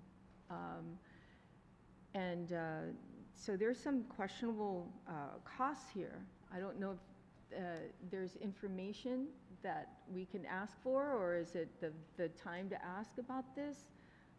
For instance, on page 2, where Stephen these costs that was incurred for DHL services, and then again, an expenditure was for something earlier too, again, on page 1, on October 1st, 2025, for, again, a Nelson Stephan for DHL freight. Could we get an explanation what these expenditures were for? And because I don't remember him being a member currently, that we're still covering these costs. Thank you. That's a really good question. The expenses for THL is when we do payments for our expenses, I process checks and put on THL to send down to Chuk for him to sign off on it. We are in the process of changing the signatures on our bank accounts. As of now, because of Awai's absence, we've sent out the signature card for our Bank of Guam account, and I have not received it back. It's been taking a while. First was to YAP. It took a while to get the signature back. So we're waiting for all the signatures to come in, and then we'll start our new process. And hopefully we're not going to be spending that much money on our the cost of sending our vouchers to Chuk and returning it back to Guam. So again, thank you so much, Walden, for that.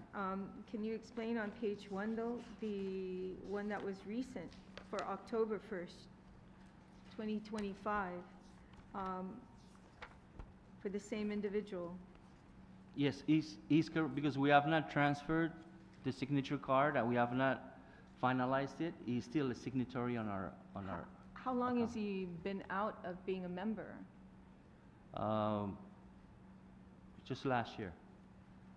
2024? Yeah, but he's still our active advisor for the APIL. So the process is the transfer of the signatory card. Once that is finalized, then I don't think we'll incur those expenses. Okay. Well, thank you for that explanation. Yeah. There's also another area I have a question on, and this is on page 1 as well. And this is on February 15th. It says per diem for yourself.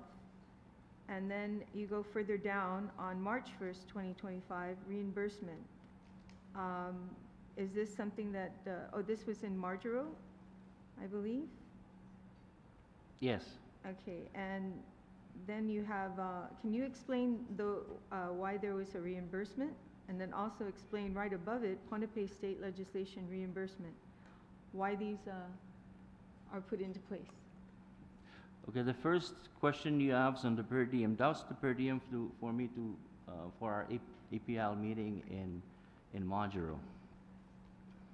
For the Pohnpei Legislature, instead of paying for the hotel rooms for the Pohnpei members, because they've issued per diem to them, I've reimbursed the legislature for the cost of the rooms. And for this reimbursement, for the 520, I can get the details from you, but it was an expense that I incurred related to the meetings. I see. Yeah. Okay, thank you. Yeah.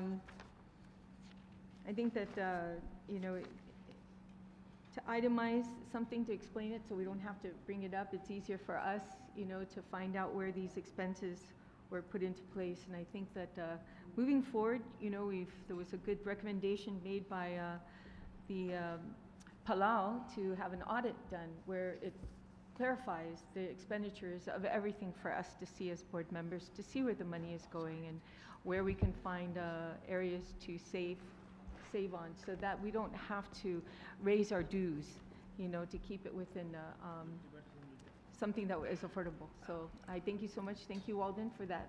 Thank you. Thank you. Thank you, Senator. The floor is still open.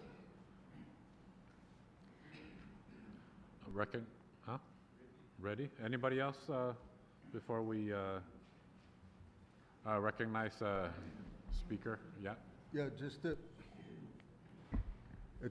question regarding I can see here that YAP has not paid its dues to APIL, and why this thing should be not emailing to us right away, knowing the fund is already appropriated, ready to be paid, but somehow we used the other means to get the information to us. Snail mail. Which we have not received it till we leave, yeah. So can that be clarified so we can understand to speed up the process? Thank you. Thank you. Usually I send the invoices for the fiscal year through mail. I should have sent it through email as a faster way. Some of the members have not received their invoices. So if you see, please, once you receive them, please go ahead and make your payments. And you can just transfer your accounts into payment into our Bank of Guam account within your own jurisdictions. And from now on, we'll do the email attachments. Thank you, Speaker. Speaker, you're okay? Okay, recognize Palau.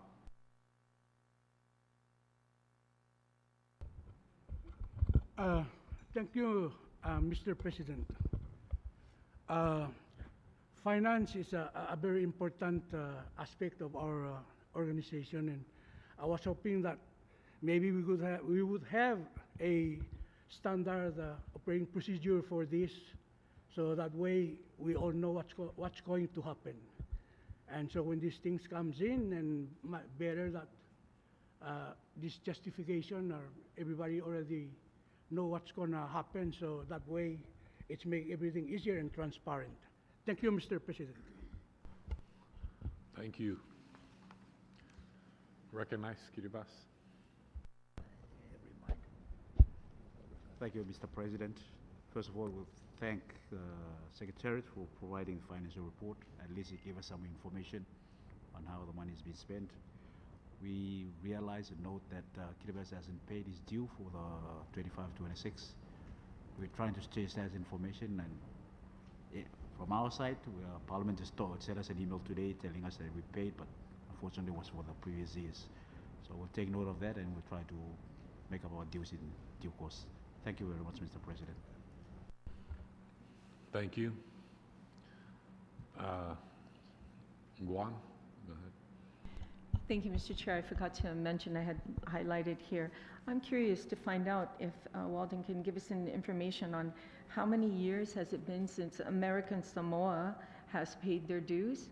How many years has it been since the state of Hawaii has paid their dues? And how many years has it been since Republic of Nauru has paid their dues? Most particularly, I'm interested in how many years it's been since Hawaii has paid their dues, since they participated in Palau for the General Assembly and they were present during that time. So if Walden has that information?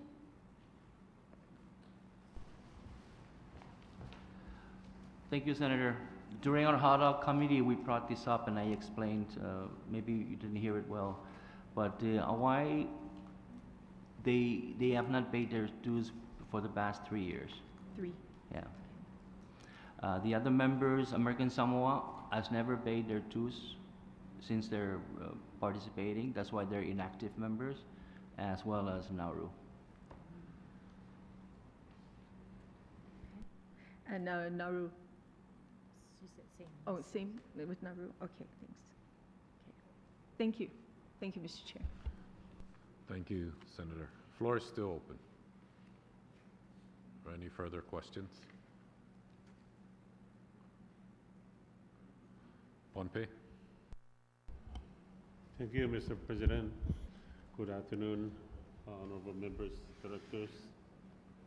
It seems like nobody has any questions regarding the expenditure. But my question now leads to whether it is proper that, according to Warden, the report before us, the proposed report, budget before us, whether it's proper that we go ahead and adopt it through a motion. I wonder how are we be able to approve the budget for fiscal year 26. That is attached, that's the last page of the expenditure of the report, financial report. If so proper, then I'd like to move that we adopt so we'd be able to discuss on that proposed budget.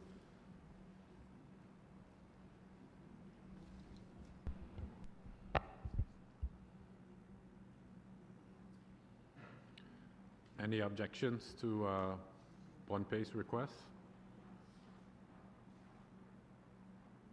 Any further questions? Yeah. Mr. President. Yeah, I still have some, I'm not really, we don't feel we're ready to go and vote on this. We still have some other things we have. It's okay, yeah, proceed. Thank you.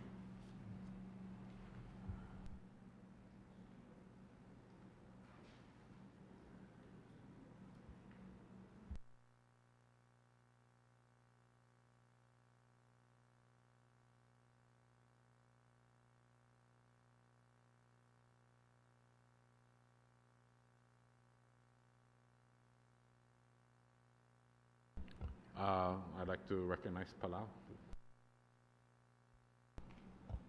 Yeah, can we hold off on approving this budget until we go over the recommendation from the ad hoc committee? They're recommending some of the cost cutting in the budget. So I'm just asking if we can delay the approval of this budget until we go over the recommendation from the ad hoc committee and decide if we approve or not before we approve this budget. So I think that's it's kind of late, but I think it'll be good if we wait for until we see the ad hoc committee report recommendation. Thank you, Mr. President. Thank you. Recognize Senator. Yeah, I second that motion because some of the changes we made in the bylaws would readjust this budget. So it's prudent upon us to, not do that until we go through the bylaws, we make these changes, and the bylaws are adopted. And then after that, we can see that the budget will change because we found cost-cutting measures in the, when we created the bylaws. So I second the motion that we hold off adopting this budget until we complete the bylaws. Thank you, Mr. President. Thank you. I'd like to call for a quick recess.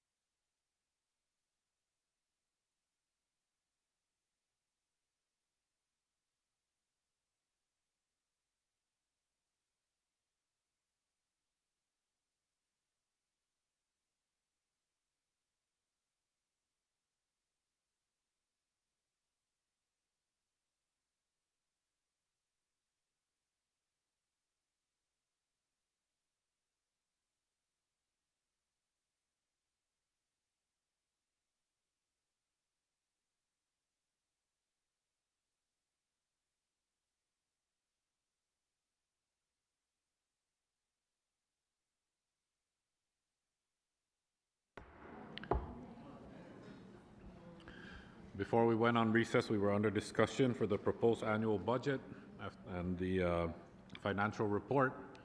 There was a recommendation to go ahead and adopt the budget. There was also an objection on the floor and a suggestion to hold off on adopting the budget pending the committee report from the ad hoc on rules. After consultation with the legal counsel, I think we should go ahead and move forward with adopting the budget. And when the ad hoc committee report on the rules gets adopted, we can always amend that budget as it applies to the rules. Any discussion before we move forward with that motion? Senator. Thank you, Mr. President. You know, they have that saying, you know, you put the cart before the carabao, you know, and that's almost like what we're doing right now if we move forward. And with total respect, you know, in your decision, I have to respectfully object that we don't adopt something that we had, the budget, you know, before we had a chance to look at where we have cost savings. So respectfully, I have to object. The floor is still open for discussions. Yes, recognize. Thank you. Senator. Just to stay on the subject, what is the typical SOP as regards to the APIL budget cycle, as far as like the General Assembly or Board of Directors approving it during the course of the year? Has it ever been a situation whereby there was no amendment or addendum to the budget in the middle of the fiscal year? Or, I mean, I just need some guidance because I'm not certain. Thank you. Based on my experience, I have not witnessed any amendment to the budget. Secretariat, would you like to chime in? That's correct. In the past, we have never done any amendments to our budgets. Yeah. So, Mr. President, Senator so let's say, for example, we adopt a budget today, assuming that we're going to move forward with this. Is there anything, I mean, again, respectfully, you know, Senator Tello, I don't think there's any in the rules that disallow the Board of Directors to make amendments or make addendums to the budget in the middle of the fiscal year.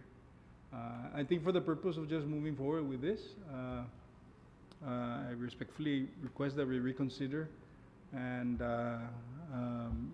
you know, take heed of the President's request. And I think is in a very good position to always reel the Board of Directors in with regards to any questionable or any questions with regards to the budget. But as far as the moving forward with it, Senator Tello, I think we need to you know, move ahead. Thank you. Thank you, Senator. Floor is still open. Recognize Palau. Yeah, thank you, Mr. President. I know that the APIL Board has not approved any budget for the past 3 years. So there's been no budget. So why rush this budget today? So I'm asking, you know, if you can delay this approval of this budget until we decide on those of on that report from your committee, your other committee, and if we decide on that, and then we can go back to the budget and see if we can address those recommended by the other committee.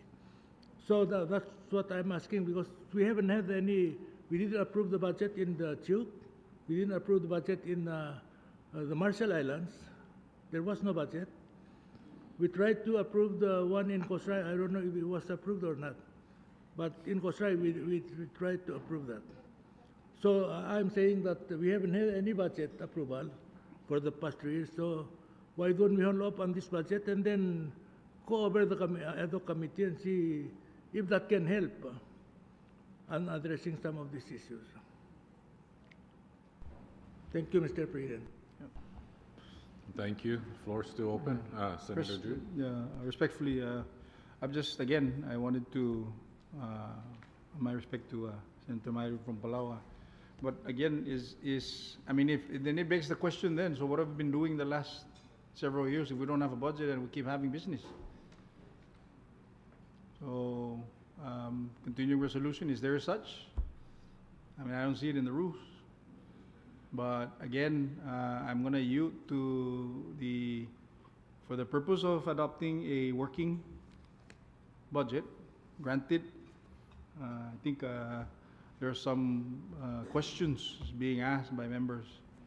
But for the purpose of moving, so at least to have a template of what we're looking at, and then Mr. President and you know the officers, there's no provision, I don't believe, in the soon to be adopted rules that prohibit, especially things like this, you know. So I just respectfully I request that we adopt with conditions if that is what the desire is for the members. We put a conditional approval of the budget and then task the Secretariat to drum up the questions being asked before all of us to satisfy some of the members' concern. But for the purpose of adopting a budget plan, I respectfully ask that we move forward with strict conditions, if that's okay with. Are you back? Thank you. Thank you, Senator. The floor is still open for discussions.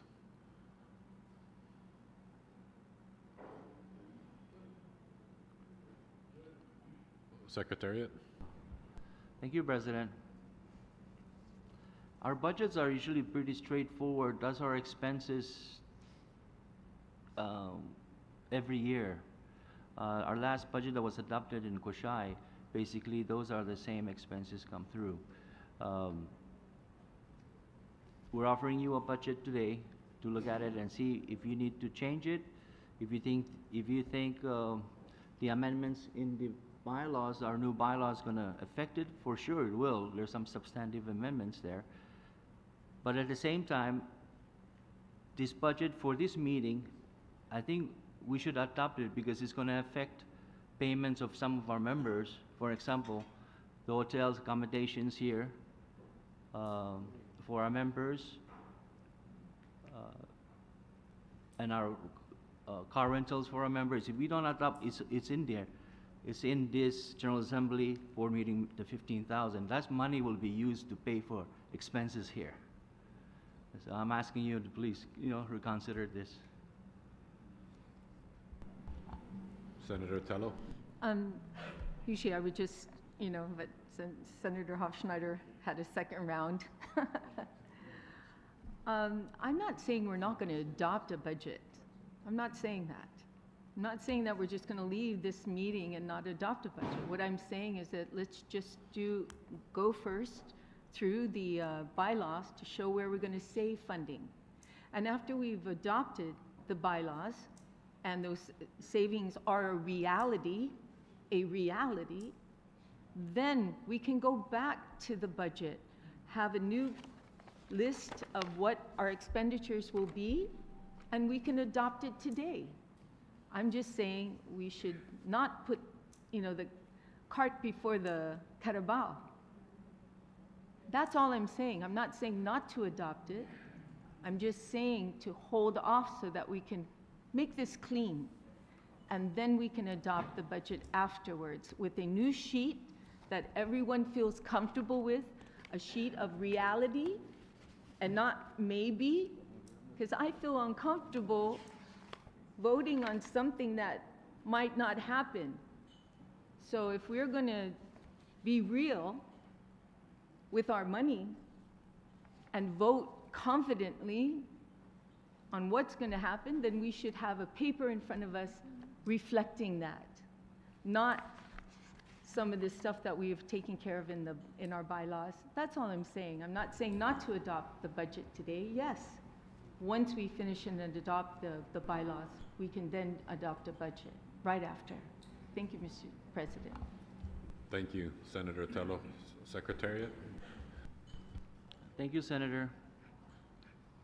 if you look at the amendments to our bylaws, it basically will affect the functions, projects of the General Assembly and the board meetings budget. The bylaws basically states, the new amendments, that all the members, all the board members shall be paid full by their member countries, entities. So if you go ahead and adopt our bylaws, at this meeting right now, we won't be able to use the funds to pay for the expenses. Mr. President, if I may? Senator. Okay. I know that we may have one more amendment to the bylaws. And now it sounds to me like we may have a second amendment to say, you know, what has happened and put in place today should not be affected. We're talking about the next meeting. Even our bylaws tell us when the next meeting will be in June. You know, our bylaws tell us on a clock which will tick in the event somebody does not pay their dues after 2 years. That time clock will then begin. So there's nothing to stop us creating these bylaws and putting effective November 1st. There's nothing stopping us from doing that. Thank you, Mr. President. Thank you, Senator. Secretariat, did you want to add? You're good.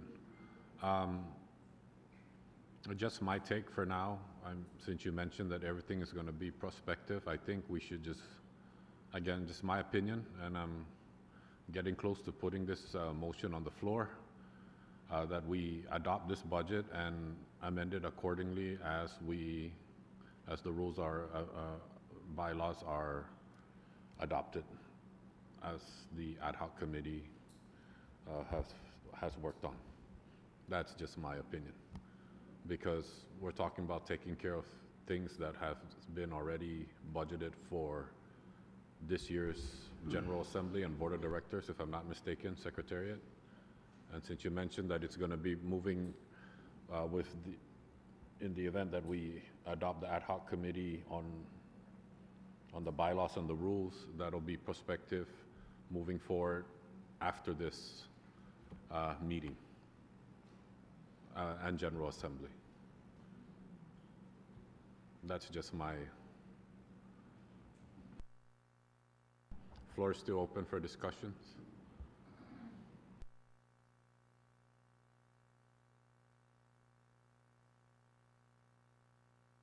Recognize Juanpe. Thank you very much, Mr. President. First of all, let me pay my respect to you. Also, my respect to the Honorable Board of Directors and everyone else who are with us this afternoon. First of all, Mr. President, this is our budget. And I don't think we should be arguing over it.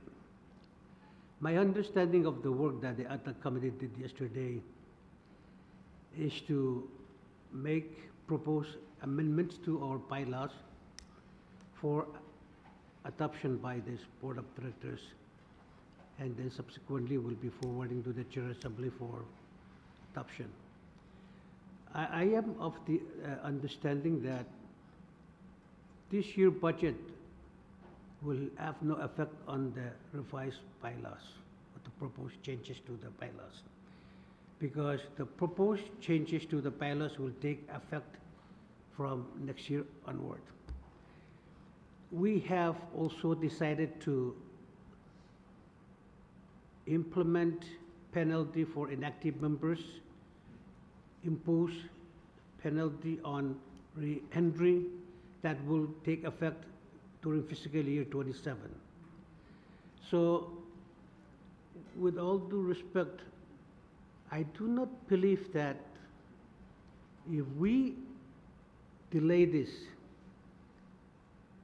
the proposed changes, if we adopt later on, can come back and affect this 2026 budget. Because the proposed changes, if we do adopt them, they will become effective next year and forward. But if we look at it carefully, Mr. President, those people who are here on expense of the Secretariat, how are they going to pay their hotels and pay for their rental and things like that? We are proposing that each respective jurisdiction legislature pay for the full expense of their board of directors from next year and onward. Not this year. It's not this year. So by adopting this budget, will have no impact on the proposed amendments that we did yesterday. So with due respect, I wanted to ask that time is of an essence. And again, if you do feel that we need to do some changes to this budget, I am of the opinion that even if we adopt the budget right now, after we adopt those proposed changes, we can always go back and make amendment to the existing budget. Thank you, Mr. President. Thank you. Any further discussions? Mr. President. Pala? Go ahead, Pala. I recognize. Yeah, with respect to you, President, I said that before that we haven't had any budget for the last 3 years. And we have been operating. So how is that? We can operate without this budget. We have been operating for the past 3 years without the budget. And this year, without the budget, then we can still operate. So I'm just saying that let's delay this and then continue on what the Secretariat has been doing. And then we update the bylaws and then we maybe come up with the whole picture on how to do the budget and what are we funding for. So that's what we're all asking. We haven't been operating we have been operating without a budget for the last 3 years. So why demanding that we pass this budget for this year when the past 2 years we didn't operate with the budget? So I'm just asking, we respect your decision, but if you decide to go ahead and do the borrowing, you can go ahead, that's your decision. But I'm just saying this information that we need to understand that we have been operating without a budget for the past 3 years. Thank you, Mr. President. Thank you. Any further?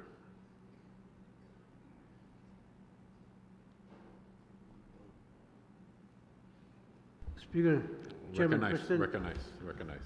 I move that we vote on the budget. Thank you. Thank you. Any further discussions?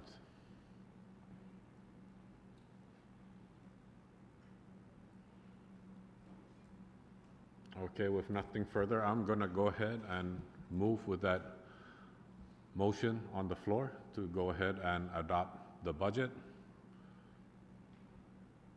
Can I get a second? There's a second. Okay, do we want to go any further under discussion? Recognize, Senator Tell. So I'm maintaining my objection, so call for the question. Thank you. Okay. Thank you. With no further discussions, I'm going to go ahead and ask the Secretary to take the roll call on the vote by APIL member entity. You need a quick recess? Okay, quick recess.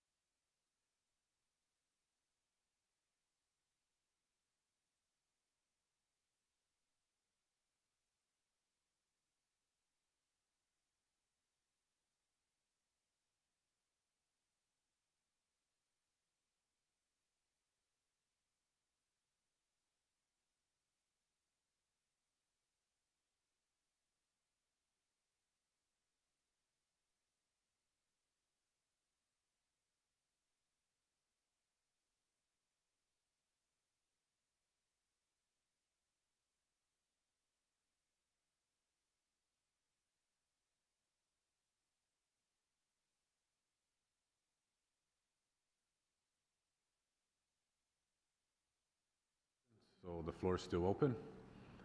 Recognize Senator Jude, CNMI. Mr. President, and before I offer my subsidiary motion to the call, I wish to note that it's the cow pulling the cart, not the Carabao pulling the cart. Okay, I'm from Tinian, so it's anyway. So my motion is to pass the budget as presented by the Secretariat with conditions that he will report back in 3 months on the new figures and whatever that's required on the bylaws that we're about to entertain in the next order of business. That's my subsidiary motion, and I move. I need a second. Do I hear a second? Okay. Subsidiary motion has been offered by Senator Jude from the CNMI to report on an amended budget should the bylaws be adopted as amended, and it has been seconded. Any discussions? Ready? Okay, with no further discussions, all in favor for that subsidiary motion, please say aye. Aye. All opposed, please say nay. The ayes have it. The motion carries. We now move back to the main motion, which is to... Mr. President? Yes, recognize. Respectfully, I think there's a division on the floor, so I respectfully ask that you call the vote. Okay, so yeah, I was just going to restate the motion. Now the main motion, which is to adopt the budget along with the subsidiary motion as adopted, offered by Senator Jude to report, to have the Secretariat report on a new proposed budget as we move forward in the next item of the agenda with the ad hoc committee. Recognized, Senator Tello. Thank you, Mr. Chair. Mr. Chair, I just wanted to, Mr. President, I just wanted to make sure that what we're voting on is an motion by Senator Hofschneider to come back in 3 months to revise, right? Okay, I have no objections to that if it, passed, but we're still recognizing my objection to voting on the budget. So, and there was supposed to be a roll call before you recessed, and has that changed? Or can you tell us where we are in this voting? Okay, where we're at is when we came back from recess, that motion was standing, and under discussion, Senator Jude offered a subsidiary motion to add a condition to that, to the adoption of the budget. So that was adopted. So now we're back on the main motion to adopt the budget with the condition that in 3 months, the Secretary shall report an amended budget. So that's the motion right now. And if with no further discussions, I'm going to go ahead and recognize the Secretary to call the roll on that motion. Okay, any further discussion before we move? Ready? Okay, Secretary, please call the roll. CNMI.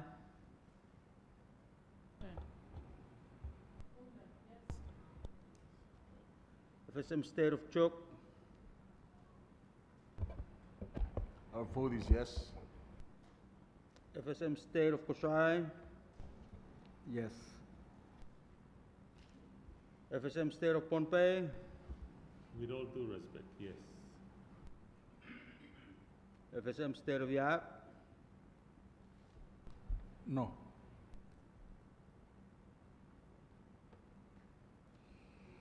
Island of Guam. With all due respect, no.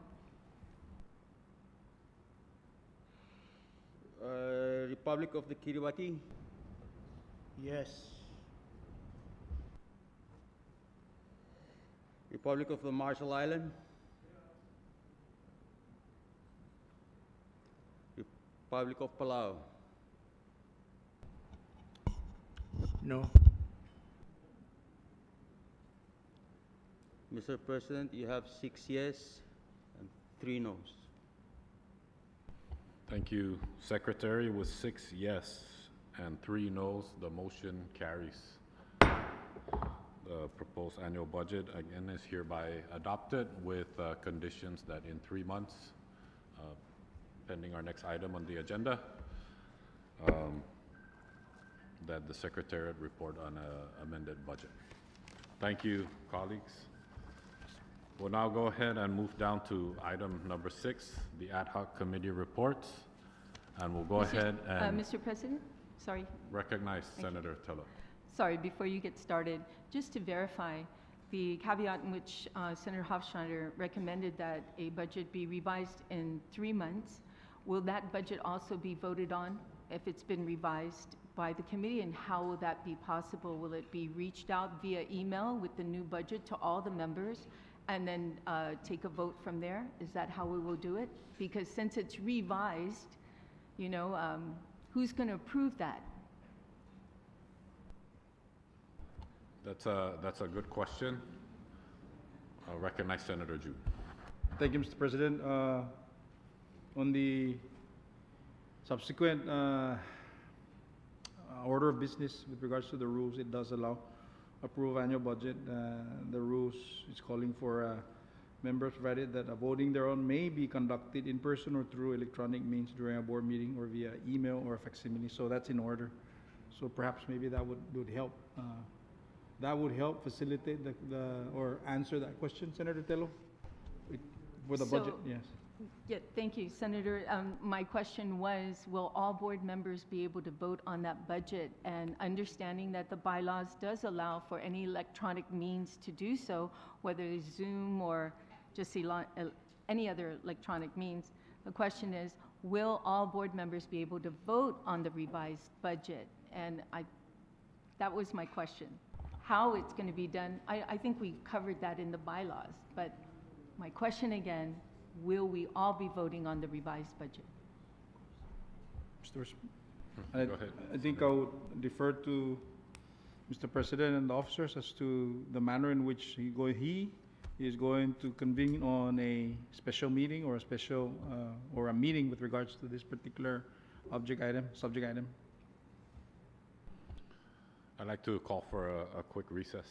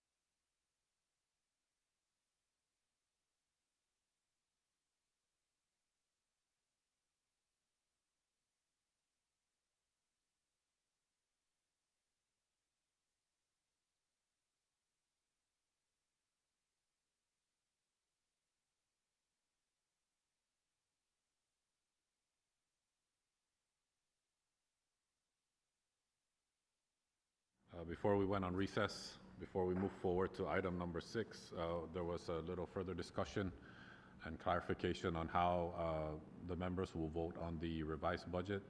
So when the bylaws are adopted and that applies to the budget that we adopted, the Secretariat within 3 months will have a budget ready to be put out for vote through email, or if we need to do a Zoom meeting or whatnot, but we will let that vote happen electronically too as well. So thank you for that, Senator. Any further discussions before we move on to item number 6? Okay, with nothing further, we'll move down to item number 6 and the ad hoc committee reports. We'll start with the ad hoc committee on the proposed amendments to the APIL bylaws, chaired by Senator Jude Hofschneider. And I'll go ahead and make the motion to adopt the ad hoc committee on proposed amendments to the APIL bylaws. Second. And it has been seconded. The floor now is open for discussions. Recognize the chairman. Jesus Masi, Mr. President, and first, I wish to express my sincere undangkulu na Jesus Masi to all my colleagues, the ad hoc committee, for their undivided attention and their commitment yesterday, the whole Sunday. And of course, even the staff that assisted us, not only for yesterday's meeting, but leading up to yesterday's meeting. Initially, some of us thought that the meeting would only last 2 hours. Oh boy. We multiply that, I think, by 4. But it's okay, because we have a product before you, before everyone.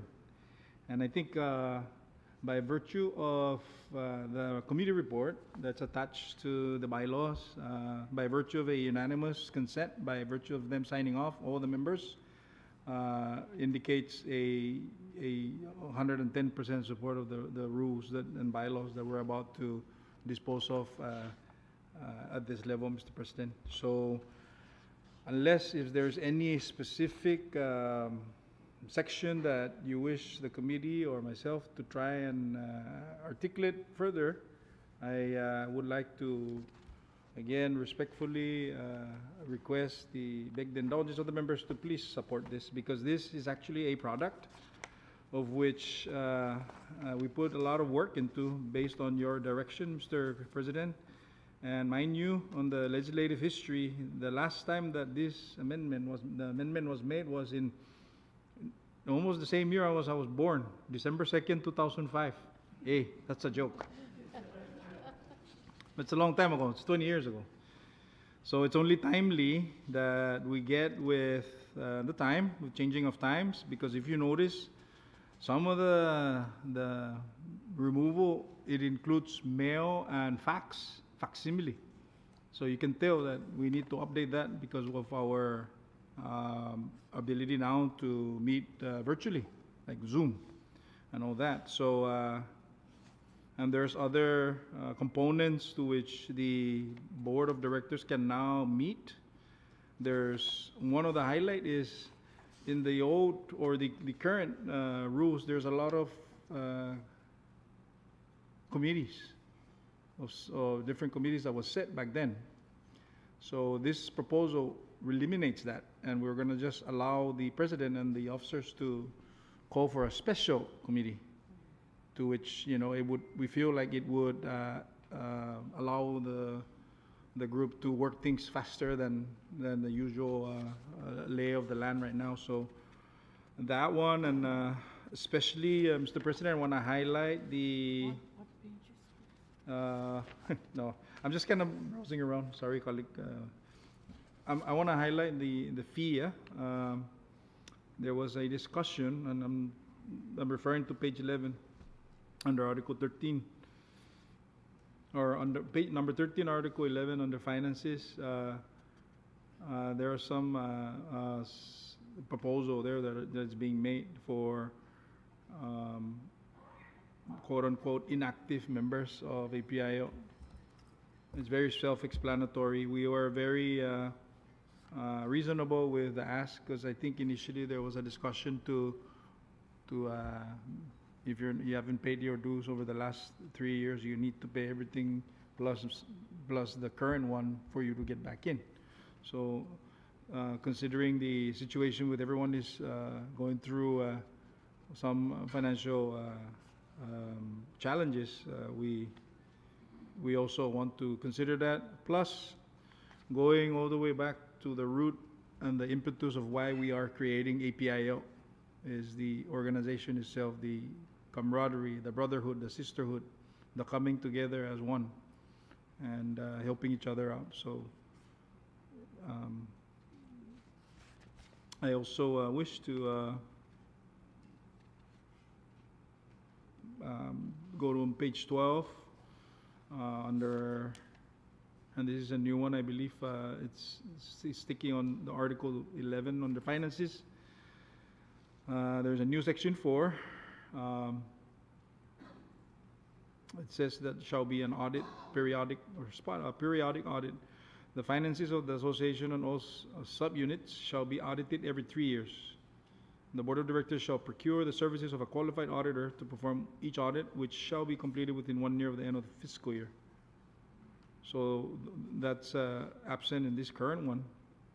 And then the next one is the swearing in of each officer. It may take place on the country in which you're from. I believe the current practice right now is you have to wait until, and I stand corrected, so. But that's the reason why we're trying to just make that consistent. And I think it's worth mentioning that on number 15, Article 13, under miscellaneous, Section 1, term of office, page 16, that reads, page 12 on the committee report, sorry. But it's referencing Article 8, or I'm sorry, 13 of the bylaws. There's a new proposal. The Board of Directors shall periodically review the bylaws of the APIO and make recommendations to the General Assembly for amendments or revisions to the bylaws when deemed by the Board to be appropriate.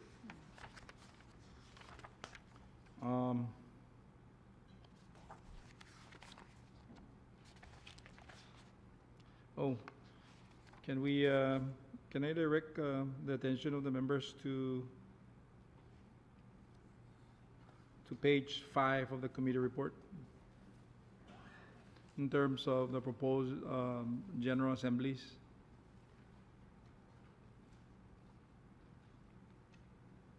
Currently, it is now in October. In March. But your ad hoc committee is recommending in the bylaws that we conduct our business in the last week of June every year, or in such other month as members by unanimous written consent may designate.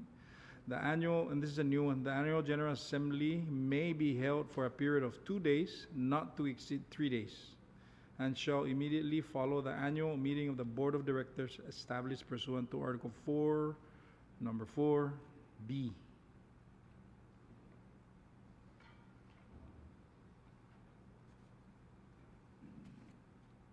And there's a subsequent amendment also that follows with the Board of Directors.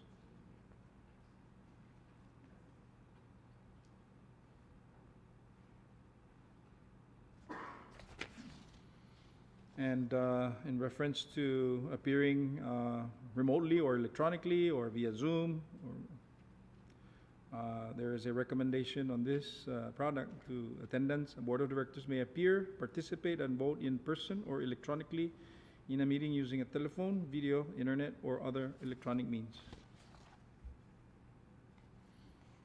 And on page 6, the order of business. The order of business of annual meetings of the Board of Directors shall be as follows. So basically, Mr. President and members, we're just, we're trying to get, the way the agenda should flow, so there's a flow. We're already doing it, but we want to put it on the further and highlight what are the expectation of the Secretariat or the expectation of the objective of the Board of Directors on every meetings. And I'm going to yield to any of the members if they wish to chime in with regards to compensation and all that, because I believe there's one that proposed to allow the member country to foot the bill on all their participation to the organization. Meaning that they need to foot the bill to travel and all that. So. If they're hosting? Say that again. So the So let's say, for example, if YAP is going to host, like we are, if we're going to go, we have to foot our bill. And so, and again, let's go to page 7 on the committee report under Article 5. I think it's important to highlight this. An officer shall not receive compensation for services provided that the board may authorize payment or reimbursement for airfare, travel expenses, per diem, and accommodation for officers who are members of the special committees or task forces established pursuant to Article 4 and Section 1.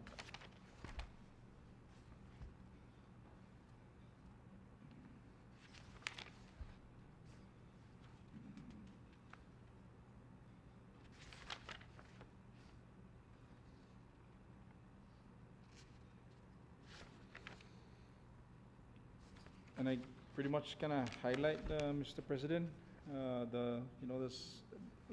everything is important, but basically some of the discussions that are just being tossed around as part of the budgeting and all. So and I'm open to have other members chime in on the committee report.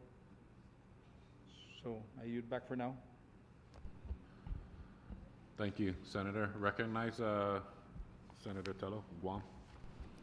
Thank you, Mr. President. And first, let me say that it was a great pleasure to work with Senator Hofschneider.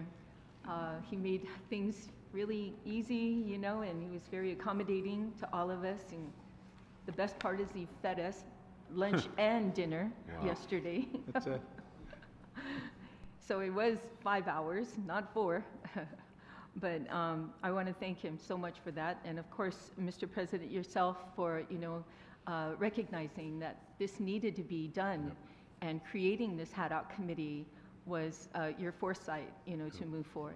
So I greatly appreciate it. We took a lot of time and effort into, trying to take consideration of all the islands, especially when it came to the date in which to have these meetings. And we thought that June would be a good time at the end of June. Still being able to make graduations for our community, to be there, as well as taking consideration of certain islands like Chuuk having their election, in March, I believe. So by moving that date, in consideration of Chuuk too as well. As we talked earlier regarding, the officers' pay, this is something in the budget bill right now that we can now eliminate, taking 15,000, I think it's 15 total amount.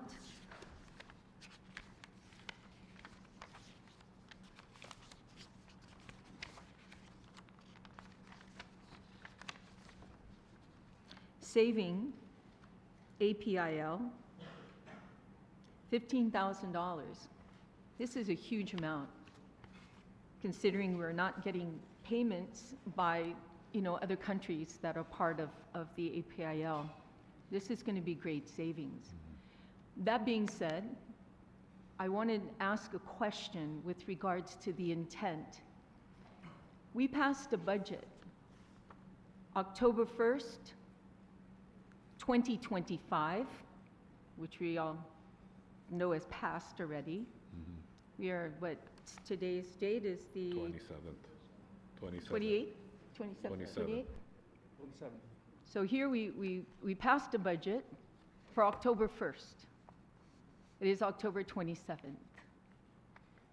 So that means, the question I have is if we pass this bylaw, the bylaws that's been revised, will that automatically not be paid out to officers of $15,000? Because right now, we passed a budget that will allow us to still pay out $15,000. And if we're not going to be voting on a budget, if we're going to be voting on a revised budget in 3 months, then it looks like this amount could be paid out now until 3 months later. So I just want to make it clear, the whole intention was to save money. 15,000 is quite a bit.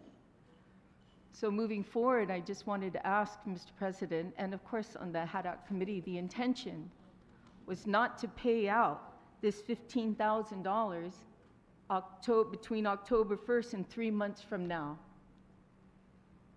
Thank you, Mr. President. If I can get an answer to that. Thank you.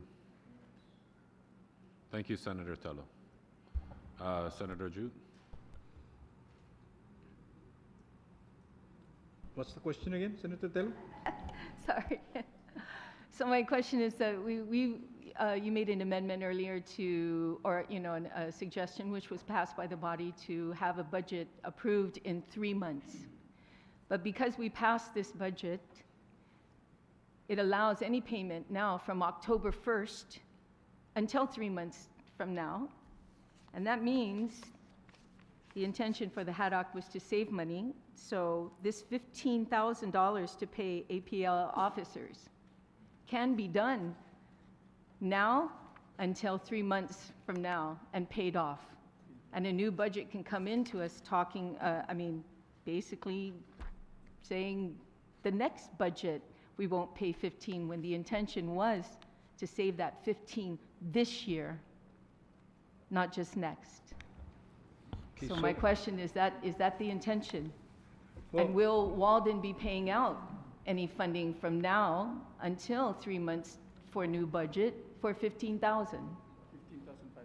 So, Excuse me, I've been stand corrected, but yeah, 15,500. okay, well, I'm gonna attempt to answer your question. But I think it's understood that a lot of these amendments are to be effective.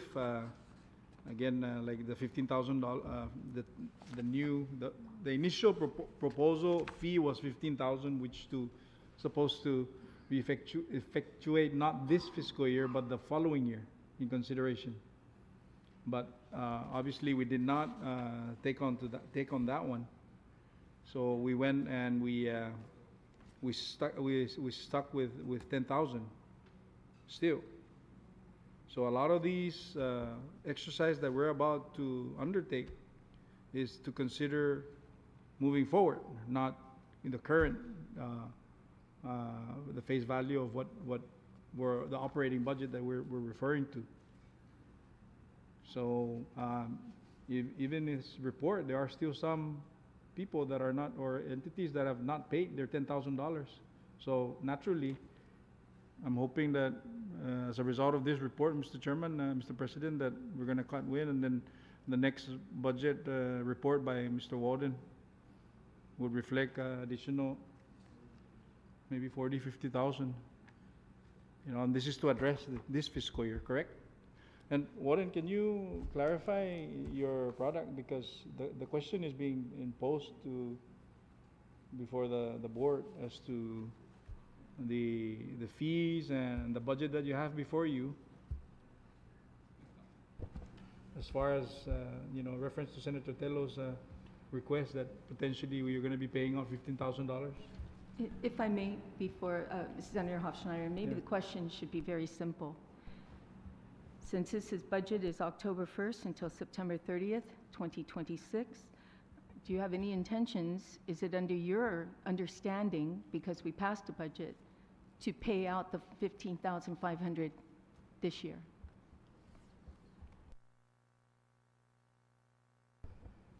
Thank you, Senator. The budget here that's under the APL officers, the $15,500, that will cover meetings that they will attend. If we have a meeting in June, some of that money will cover the cost of their hotel accommodations and car rentals. That answer your question? No, it doesn't. It's kind of confusing since we put in the bylaws, that none of these will be covered. Well, the bylaws has not been adopted yet, but this, as far as this budget. Oh, okay. Yeah. So let's say the That would- bylaws are adopted today. After today, will you be paying out $15,500 to the officers, is my question. Just for this meeting. Just for this meeting, which officer will be affected will be our secretary. Will be taking care of his hotel accommodation and his car. Just for this meeting. So out of that portion, and then the rest, the balance of that will will be, if will be hold off until the next meeting. Thank you, Walden. So we can rest assured that we are going to see a savings after this meeting, Yes. moving forward, Yes. if I'm correct, Mr. President? Yes. So there will be no payout after this meeting in Saipan? No, yeah. As you 12,500 will be saved, As you according to mentioned, YAP. as you mentioned during the discussion under the motion, that, like you said, it's prospective after this, so. Thank you. I that's- just want, yeah, I thank you so noted much, that, Mr. yeah. President. Thank you, Walden, and thank you, Senator Hofschneider. We just wanted to clarify that for everyone here. I'm sure I'm not the only one who wanted to know that. Yeah, No. so thank you. Thank you, Senator Tello. Yap, go ahead. Thank you, Mr. President. I was just, we just had, we received a copy of the ad hoc committee. Well, I have three things I wanted to touch on for for the delegation. One, I really hate it when I come and I see that YAP owes, and it's because snail mail is the issue. We like to take care of our debts. We don't appreciate coming in front of the rest of the body, and we're talking like, you still haven't paid your dues, is what's going on in somebody's mind. So, that one. The other one is, unfortunately at this time, YAP is in no position to host any future events because of our hotels being taken over by the survey teams for the DOD or DOW, Department of War, as they're all over the place and they don't have their own accommodation set up until work starts. Then they may have accommodations for their workers and what have you. But currently, all the hotels are pretty much taken over by their personnel, which is great for the economy, but also we can't host things such as like this, unfortunately. And this last one is on page 4 of the ad hoc committee's findings, page 4. Under E, the article, whoa, hold on, this is article office, it may be article 1. The location of the office, I see that it's in the territory of Guam. I think it makes sense, it's central. My question is on the intent,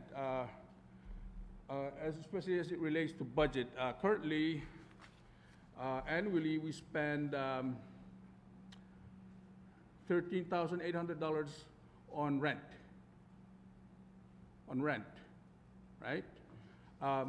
In Guam itself, we have another office there that this body was responsible for creating, the PIDB office, right? And the secretariat of APIL is one person. Why are we not, I'm sure maybe this has been asked in the past and I'm new enough to where I'm raising the question because I don't know what's happened before, but why are we not combining that office since APIL created PIDB for the housing and we save $13,800 annually? Why is that not happening? Or is there some other issue that I'm not privy to because I'm new to the association? So, kumbaga, Mr. President, just wanted that on the record somewhere. Kumbaga. Thank you, thank you. No, he wanted just to put that on the record, yeah. Any further under discussion? Recognize Kosrai. Thank you, Mr. President. I want to commend the committee, the ad hoc committee, for their hard work.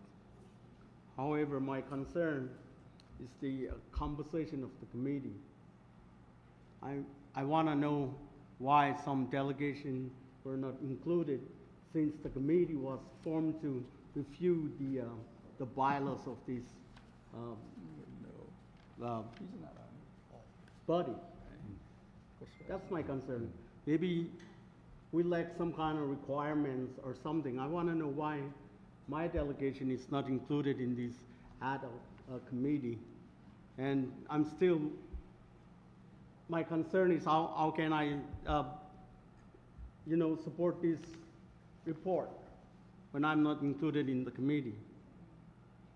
I feel left out, So I want some kind of explanation to as how we can work together as island people, you know. When you left out, there seems to be an issue.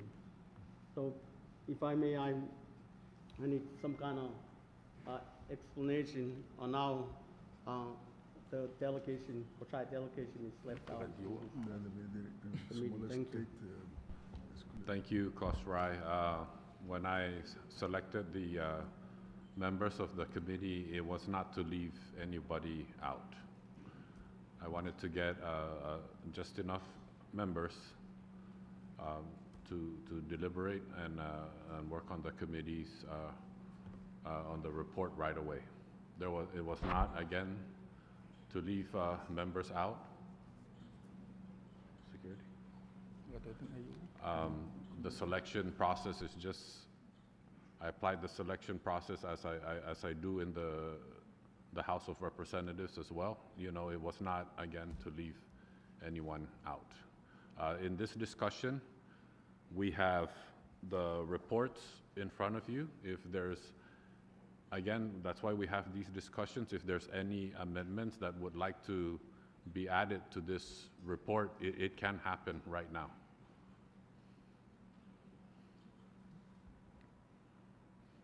Recognize Palau. Thank you, Mr. President. And, you know, we just had the COVID-19, and all of us island nations are in the recovery, and we talk about streamline the financial because of the, we start building up. And I really like the suggestion of the delegation from YAP. And PIDB, since it's us, and there's a building there. And then I just want to do that recommendation that it's going to be part of the secretariat to do the study and also bring it out on the 3 months from now, including with the budget, so we can talk about it and see how, because we try to save the money and try to make money at the same time. I respectfully ask for that, Mr. President. Thank you. To include that as an amendment to the committee report, or you want to take a, well, let's take a quick recess just to discuss this.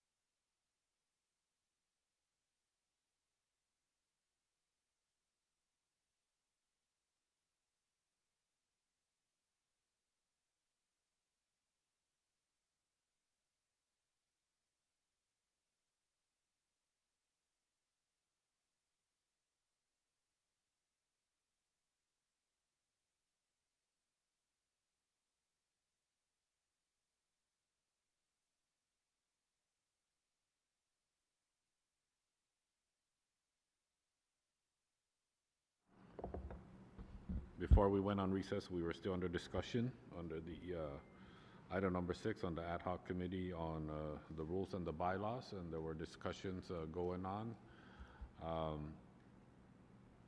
Recommendation, maybe not so much an amendment, but to look into housing the PIDB and the APIL office into one space. That's maybe something we can have the secretariat maybe just look into, and not so much an amendment to the current committee report that's on the floor right now for the vote. Any further discussions?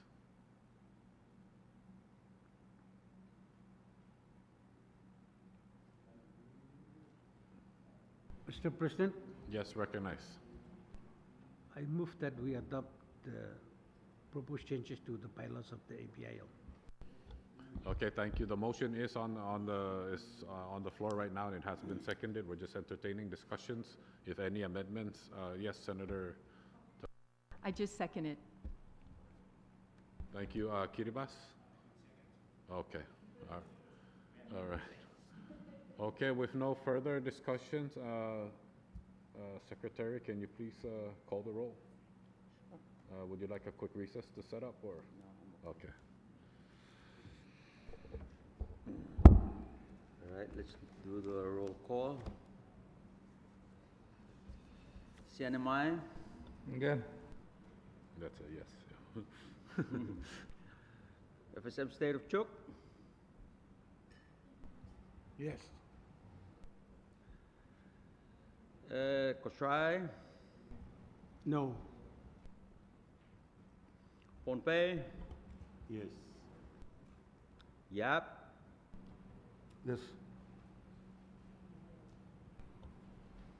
Island of Guam? Ngan? Yes. Is that a yes or a nay? No, Ngan is yes. Republic of the Marshall Islands? Yeah, you heard that? Republic of Kiribati?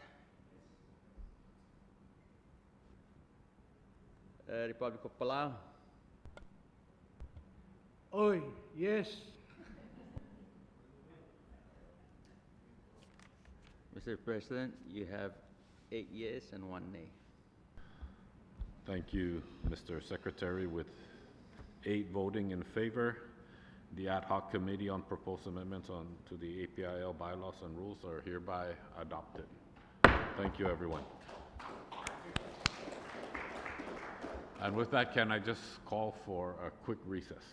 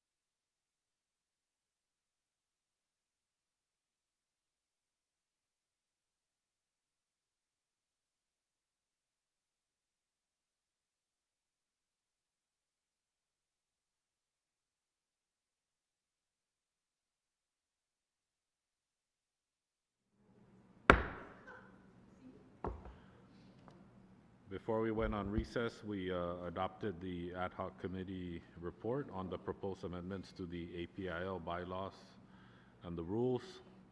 We are now down to item number 2 under ad hoc committee reports, and I'd like to recognize the chairman, our secretary, Senator Victor Bamak of YAC. Mr. Chair, if I may. Recognized. Thank you, Mr. President.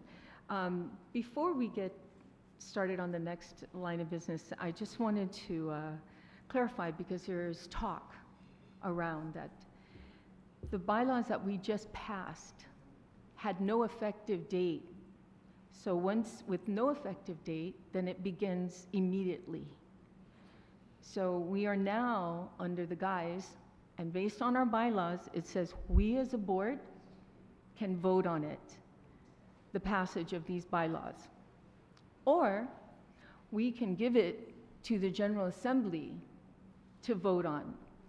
What we just did was we voted on the bylaws as a board. So that those new bylaws take effect today, right now, because we voted on it. So the intention earlier was that we make sure that this meeting here in Saipan is covered. But because now we passed the bylaws, it doesn't, because the bylaws clearly said nothing for officers or moving forward will be paid.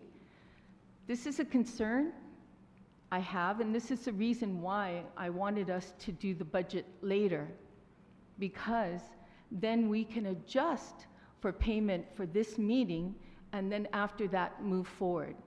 So I'd like to get clarity from legal. How are we going to address it? Because we just passed these new bylaws that says none of these officers get paid, and that means today. So unless we can get some clarity. We can get clarity. I'll quick recess.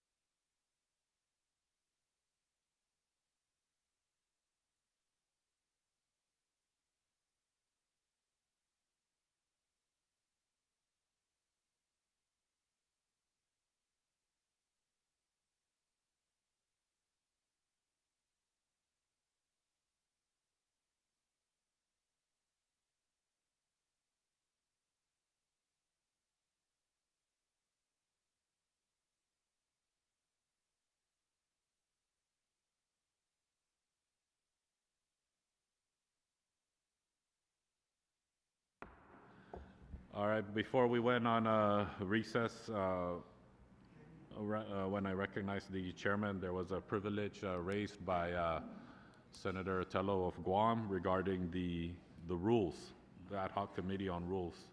And yes, we did adopt the ad hoc committee report regarding the amendments to the bylaws. And one of the concerns that was brought up was the effective date, okay? And since we adopted the amended bylaws under miscellaneous, it allows for the General Assembly to amend the bylaws as amended here in our Board of Directors.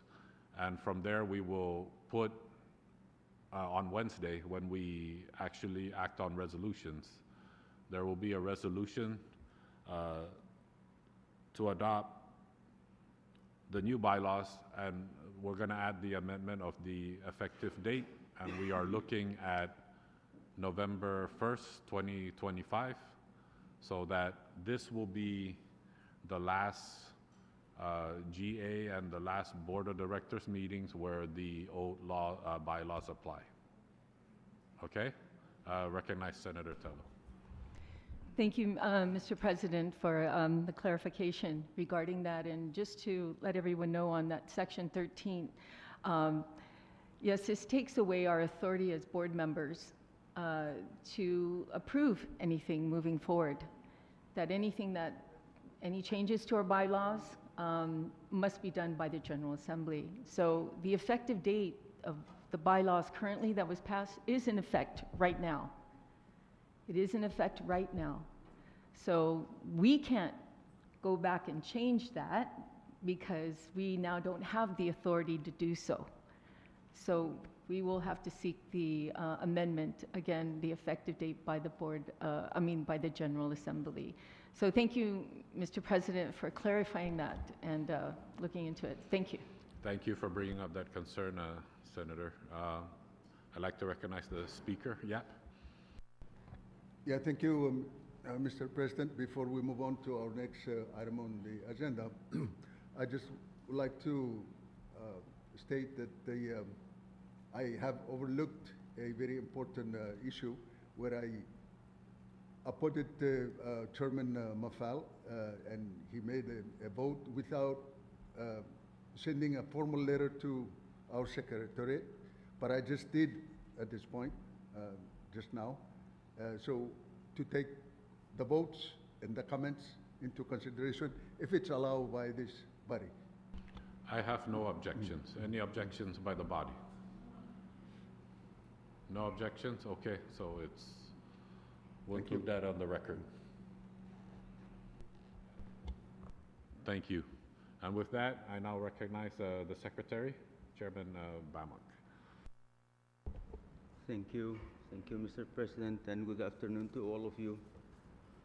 I believe this particular item on our agenda is something that was entertained back in Marshall, February of this year. If you may recall, the ad hoc committee was created back in Palau, and the President appointed me to chair that ad hoc committee to look into the financial and administration expense of our APIL office. This came about during the discussion of increasing the dues or contribution from each entity from $10,000 to $15,000. There was a lot of discussion on that, and it was tabled to for further review and studies. So that's how the President created the ad hoc committee. Now, I understand there is a lot of concern in regards to the validity of that reports. And that means the endorsement of that document. It happens that the only signature on that reports is my signature. So this leads back to the question that was raised earlier by the good senator from Guam. How valid is this bylaws and who endorse it. And the findings and recommendation of that reports and the content has been discussed earlier, from the finance, the budget, the bylaws, and what we are doing today by merging the two meetings together is what we recommended in that reports. We did not recommend to increase the dues from 10 to 15, because we know from our findings that we collected records, financial records from our office back in Guam, starting from 2015 to 2023, and that's how we produced the report. Now, the participation of the members to that committee is something that is quite alarming. Oliyat, Chuk, Palau, and the assistance of the CNMI were proactive enough to look into that assignment from the President. The rest of the members who were assigned to that committee were not engaging with us. And that is Pohnpei and Marshall. So as chairman of that committee, I cannot wait, and I do not have the time to wait.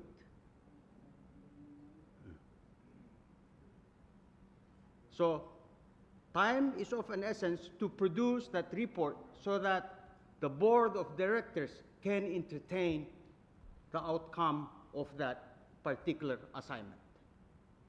So if there's any concern regarding that report, I'm ready to entertain them. Thank you, Mr. President. Thank you, Secretary and Chairman of the committee.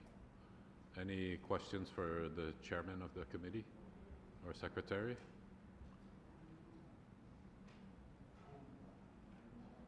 Okay, with no further questions, and with no further questions, we'll go ahead and move down to, yes, recognize Senator Tello. Thank you, Mr. President, and thank you for that report. One of the things that we talked about during the meeting of the bylaws was to find financials that would show where we can cut costs. And in order to do that, we needed information and data, to support whatever movements we made. So blindly, without a fiscal note, or we did it ourselves to come up ways to cut, costs, so that we didn't have to raise the fees. But I think, Mr. President, if I may, request a more thorough, not investigation, but a report to show us other ways in which we can be frugal and, not be, penny short. What do they say? Penny short, dollar wise, or dollar short, penny wise, or something like that. We're cutting places that we should not cut. But at least with more information and data to show us how we can be more frugal and cut costs without, because sooner or later, my colleagues, we are going to have to raise the annual dues, because inflation is, we can't stop that. That happens. And it has been 20 years since we had any increase into the annual dues, 20 years. But this was a great stride we made during the bylaws to try and cut some costs. But like I said, we did it blindly, without data and information to help us through this. So if I may request, if you should feel that there might be more information and data to provide us a thorough report, I appreciate that. It's for consideration. Noted. Thank you, Senator Tello. Any further? Recognize RMI. Thank you, Mr. President, and I apologize for taking the floor, but I believe I need to make some correction to the statements just made by the Secretary, because he mentioned that the RMI was a part of the Financial Committee to review. But I don't know, because we never get any invitation to discuss or to share our thoughts. I know the RMI is a part of the ad hoc committee on the bylaws, and we took our, what we contributed, what we could, but the other committee of the financials, I'm not aware. So I just want to correct that information. Thank you. Thank you, RMI. Any further?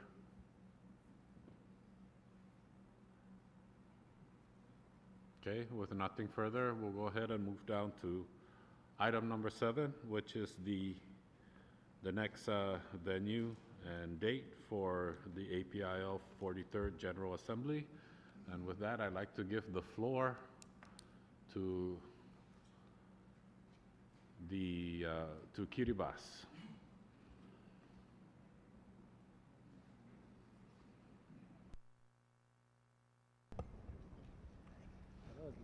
Thank you, Mr. President.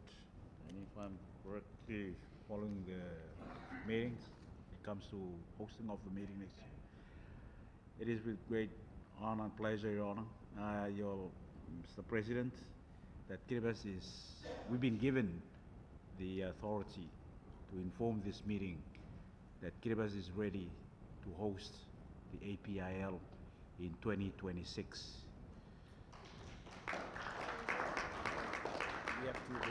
So having said that, Mr. President and distinguished delegates, we have two options. We have two venues, and we will be guided by this meeting based on your submissions, based on your requests, and based on that, we'll go back to Kiribati and convince our Speaker and members of Parliament in collaboration with the Kiribati Tourism Authority, so that we'll give you the best from our country. Thank you, Mr. President. Thank you. And may I ask, what are the two options? The two options are Tarawa and Christmas Island. Look at how everybody smiled when you say Christmas. Everybody loves Christmas. So with the members, if there's no objection, I mean, we thank you, Kiribati, for accepting to host the next General Assembly. I'm sorry, when? In June, right? That'll be in June, right? As the, when we adopt and make it final, that'll be, I know the language also says unless it's expressly, a unanimous decision to not be held in June, if I'm not mistaken, right? That's in the rules as amended. Senator Jude? Regarding the hosting of the, I know it says towards the end of June, but there's also a language, right, that says that. Yes, it's last week in June. In June? Yeah, that's correct. Okay. There's no other option, right? If the officers would call for any other as approved by. Oh, okay. By the, the Assembly and the Board of Directors. Okay. Because it says there, Mr. President, if I may, last week of June or in such other month as members by unanimous written consent may designate. Yep. So there's that operative there. There's that option too, also, just in case June doesn't work, right? Okay. So, Kiribati, are we okay with the last week of June so far, or is that too soon or too late? Just kidding. I think June, we'll try our best to make it in June, as per the bylaw. And of course, if anything happens, we have to come back and try to use the other provisions to enable us to host it. Yes, okay. So the bylaws do give us that option in the event that we have to either move the date later or sooner. So once again, thank you, Kiribati. We'll give you the courtesy of the time to come up with the theme and also to finalize the venue, Christmas, Thank you. All right, with nothing further, we'll now move down to item number 8, old business, and we have none. We'll now move down to item number 9, and it's adjournment, but before I recognize the secretary to make that motion, I'd just like to remind everyone that tonight's welcoming reception will be at the Aqua Resort, hosted by the Northern Marianas Commonwealth Legislature. Thank you. And that's at 6:30 at Aqua Resort. Okay, that's closer to the north side of the island. Yeah, the road is paved. Okay, so with nothing further, I'd like to recognize now the secretary for the motion to adjourn. Secretary. Motion to adjourn. Yeah, just move to adjourn, and if it's second. I move to adjourn our meeting today. If there's any objection. Okay, a motion has been made by the secretary and it has been seconded. Any discussions? Ready? All in favor for the motion, please say aye. All opposed, please say nay. The ayes have it. The 65th APIL Board of Directors meeting here on Saipan, CNMI, October 27, 2025 is hereby adjourned. Thank you, everyone.